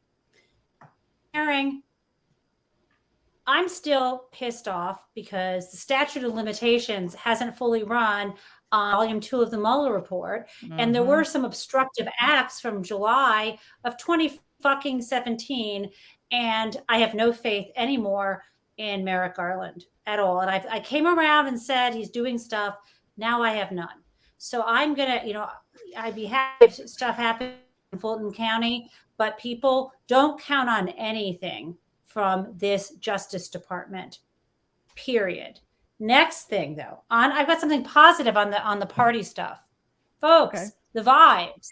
We've got to get the vibes right. So in other words, if I were, the communications secretary, whatever it's called, it's not just about punching left that she shouldn't be doing. What we need to do is a party. Think of a party as like a giant dinner party or whatever. If a few people show up and are complaining that, there are no more olives, you don't say, well, we didn't set up, you don't get up on the microphone and say, well, we had this party for everybody, not for the people who are out of step and are complaining about their hors d'oeuvres. You don't say that, right? You say, I'm glad people care about the party. And I understand people are going to push and pull us in different directions. Thank you for participating in this democracy. The Democratic Party has the vibes wrong. And the message isn't just, here's the policy. It's how you present it. You say, hey, Republicans say inflation sucks, but look, they blocked this bill. Hey, we welcome everybody here. I know some of you want us to, they should have done more, obviously, on Roe. And when they get pushback, they should say, thank you for the feedback. Yeah, and thank you for putting us in power. But that's also a conversation for another time. We're a big tent. We're not authoritarian. There's going to be a lot of views in the Democratic Party. Thank you all for voting. And here's also what we're doing. I mean, I don't know why there hasn't been an apology out of the White House for that bullshit comment from the other day. I don't know whether I'm afraid to speculate. Apologies from the White House for their missteps. No, especially when they went after. It's not enough. It's not enough. It's like printing a retraction that's 1/100th the size of the article, and Let me burying be it the on press page secretary for 820. one fucking day. I'd be the F-bomb here and there. Look, I've great. gone into that press secretary. I can't tell you, it's Jen and Karine, and explain to them, look, the press is a problem, and we're a huge problem. There's a lot of people in there that shouldn't be there, have no experience as reporters, should not be in the White House. That's a different problem. Their problem is they've got to get their message out. And I have told them that numerous times. Yeah, and they nod their heads and they say, yes, we agree. This is a priority for us. And they do nothing different. And until they do, they're going to have problems. We've got to figure out a way to do something about that. Right now, I want to hear what Dahlia's final thoughts are about the year. Yeah, you thought Charlotte was going to be the most depressing person, but it's me. I'm going to be the most depressing. Is it a contest? I can always find something to perseverate about. And here's what I'm thinking about. I'm thinking about the question, Mary, you left us with at the break, which is how could a room full of people who were actually physically endangered that day, the contemporaneous, evidence we have is they thought they were going to die that day. And how could they somehow either delude themselves, deceive themselves, be so transactional that now they don't think in those terms? And I think that the scary answer that I am arriving at comes from our friend Stephen Ayres, who testified today. Is that his name? Who was trying to explain how just an ordinary person could get to the place where they would take up arms, hitch a ride with friends to DC, go to the ellipse, and then on the, orders of a complete wackadoo, storm the Capitol. Like, how does that happen? And I think that the scary thing, just to connect those two thoughts, is that one of the big themes that I've talked about a little bit here, but I've thought about it a ton in terms of this Supreme Court term, is the ascendancy of vigilantism in America. And the million ways that the Supreme Court this term blesses vigilantism, not limited to expanding gun rights, but constant, persistent messaging that you are a law unto yourself. And whether it's your religious liberty that's at stake, or your sense of freedom, or your sense of power over crime, pick up a gun, figure out the law, as Ayres said, do your own research, and you decide what the law is, and then you enforce it. And be a bounty hunter. Be a bounty hunter. That was SB 8. That was how we started this term in Texas. And so I just really think, in addition to, and I'm not a political strategist, and so I can't fix messaging, but what I can say is one of the themes that I pull out of these hearings is if we don't figure out a way to talk both about and to people who think that vigilante violence, that Kyle Rittenhouse, that picking up a gun and going to a place to impose your idea of the law on masses of other people, if we don't figure that out, we're in much bigger trouble than just the 22 or 24 election. But that's not really new. I mean, the John Birch Society, the Ku Klux Klan, we've had these idiots around forever. It's completely different. What's different is social media has allowed them to find each other. No, it's being blessed by the court. Well, it has been in the past. Jim Crow. As a reasonable tool for one party to wield, or a weapon for one party to wield, as Dahlia said, blessed by the Supreme Court. Okay, this was quite something. Thank you all for being here. Jen Taub, Dahlia Lithwick, Brian Karam, Charlotte Clymer, Norm Ornstein, George Hahn, Dean Obadala, Kathy Griffin, Cliff Schechter, Rosie O'Donnell, Rosanna Arquette, Waj Ali, and was Kurt here today? Yeah. Yes. Kurt Bardella. Yes. I think I got everybody. Ali Samarco, Adam Parkamenko, all of you are phenomenal. I can't see any of you right now, but you're phenomenal. I appreciate your honesty, your wisdom, your truth, your willingness to keep fighting and wear cool sunglasses and hats as needed. So let's keep at it, and hopefully I'll see you all at the next hearing. I don't know when that's going to be, but if not at the hearing, then at next week's strategy session. For everybody else listening, join me Thursday night, 7 p.m. Eastern, 4 p.m. Pacific at youtube.com/Politicon for the next episode of the Mary Trump Show. In the meantime, please stay safe, be kind. I love all of you. Take care. Bye, Mary.